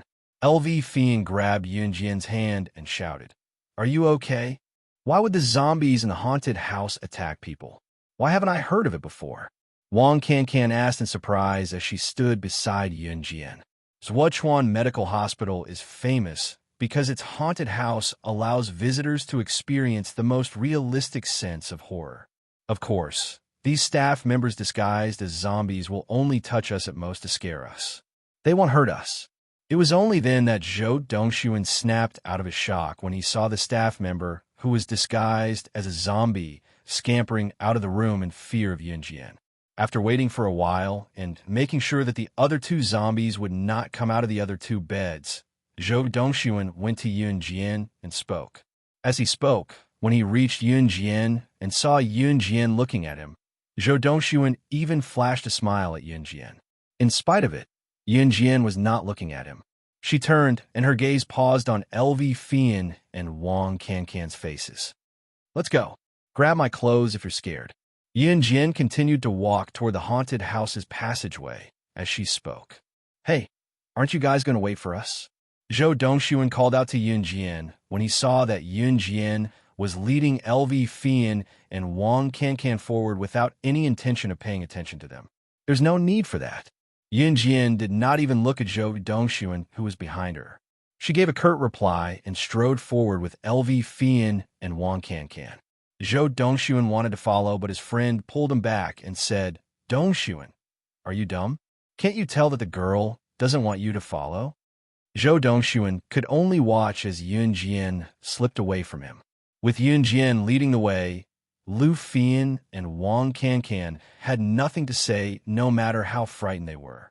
Moreover, whenever a group of zombies or ghosts appeared, they would be frightened by Yunjian's words or her shocking actions. Some of them even covered their heads and ran away. "Damn, Yunjian, you're too amazing." She was like a superwoman, not afraid of any demons or ghosts. "You're my idol." Wang Cancan gestured exaggeratedly and said to Yunjian. Wang Cancan had always hoped that she could become a superwoman, but she also knew that it was all just a fantasy. But Yunjian's stunning performance just now made Wang Cancan feel as if he had seen a superwoman. Even his heart trembled. Yunjian, from now on, you're my idol." When Wang Cancan said this, Yunjian, Wang Cancan, and Lu Fian were already sitting in the coffee shop. Yunjian placed an Italian coffee in front of her. Her slender index finger hooked the semicircular curve of the coffee cup, and her red lips curved up slightly. Hey, did you guys hear? The Zhuochuan Mental Hospital in the basement of the mall stopped all visitors from entering halfway. Even the visitors who bought tickets were stopped. Damn, that's so cruel. What the hell is going on? Hey, you don't know. I have first-hand news here. I heard that a young girl just gave the staff of Zhuochuan Mental Hospital a huge scare. A few of the staff members who were acting as ghosts even complained that the ghosts they were acting as were too unrealistic and were severely criticized. In the end, the staff refused to work, and all of them said that they wanted to go on strike. My God, which family is this young girl from? She's so fierce. That's so scary. People are scared half to death when they enter a haunted house, but she scared the ghosts so much that they refused to work.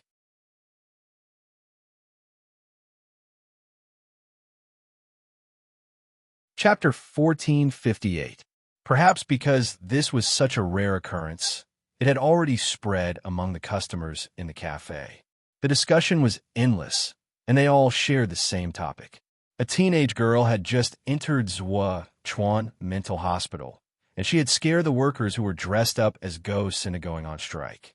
Now, even the customers who had bought tickets could not enter Zhuochuan Mental Hospital because the workers had gone on strike. Without the workers acting as ghosts or zombies, even if the visitors entered the haunted house, they would not be able to experience the real terror. If more visitors entered the haunted house, Zhuochuan Mental Hospital's reputation would be ruined. Therefore, they decided to temporarily close the haunted house. After all, Zhuochuan Mental Hospital was a world-famous haunted house, and protecting its reputation was more important than losing a few hundred visitors' ticket money. The chatter of the people around her drifted into Yunjian's ears without missing a word. In response, Yunjian narrowed her eyes slightly. At this time, Wang Cancan was holding a cup of tea. She slowly put the cup of espresso to her lips and took a sip. Hearing the discussion around her, Wang Cancan spat out the coffee in her mouth. Thankfully, just as the coffee was about to spill, Wang Cancan lowered her head in time, and the mouthful of coffee only landed on the floor. What are the people talking about? The person they were talking about who scared the ghost half to death was none other than Yunjian.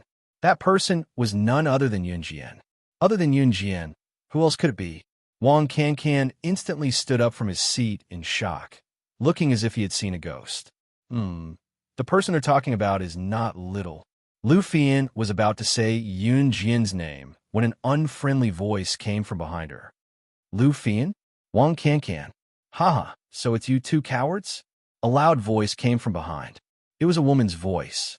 Her tone was very unfriendly, as if LV Fian and Wang Cancan owed her millions of dollars. Suddenly, LV Fian and Wang Cancan heard a familiar voice and turned around to look at the person standing behind them.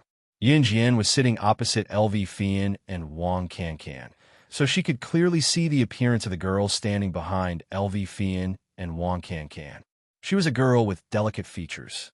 She had a small face, big eyes, and a straight nose. No matter how you looked at her, her facial features were very three-dimensional. Just by looking at this kind of girl, one would think that she was a good girl. But how could one expect such a beautiful girl to say such unkind words? This made Yun Jian raise her eyebrows slightly. Chun-Li Mei, why are you here? Wang Cancan turned around. When she saw the girl's face, she couldn't help but cry out in shock. Hee, why can't I be here when you're here? Last week, you said you were going to Zhuochuan Mental Hospital to play. Are you staying here because you don't have the courage to go to the basement? You said you were so powerful last week, but now you're looking at it? Are your legs already shaking before you even enter? Also, the person who accompanied me to the haunted house today is Senior Duan Ming. Oh, hee. As soon as the girl called Chun-Li Mei finished speaking, Wang Cancan immediately raised her voice. You actually let Senior Duan Ming accompany you to the haunted house to play? When the words Senior Duan Ming were mentioned, Yun Jian saw that Wang Cancan's eyes instantly lit up. It was the kind of light that gave birth to love. You're tuning in to the Romance Rendezvous YouTube channel. We're so grateful for your support, and don't forget to subscribe to join us on this incredible journey through captivating stories. Your generosity through donations truly makes a world of difference, as it's the primary source of revenue that allows me to expand and enhance this channel for you. Thank you from the bottom of my heart for being a part of this adventure.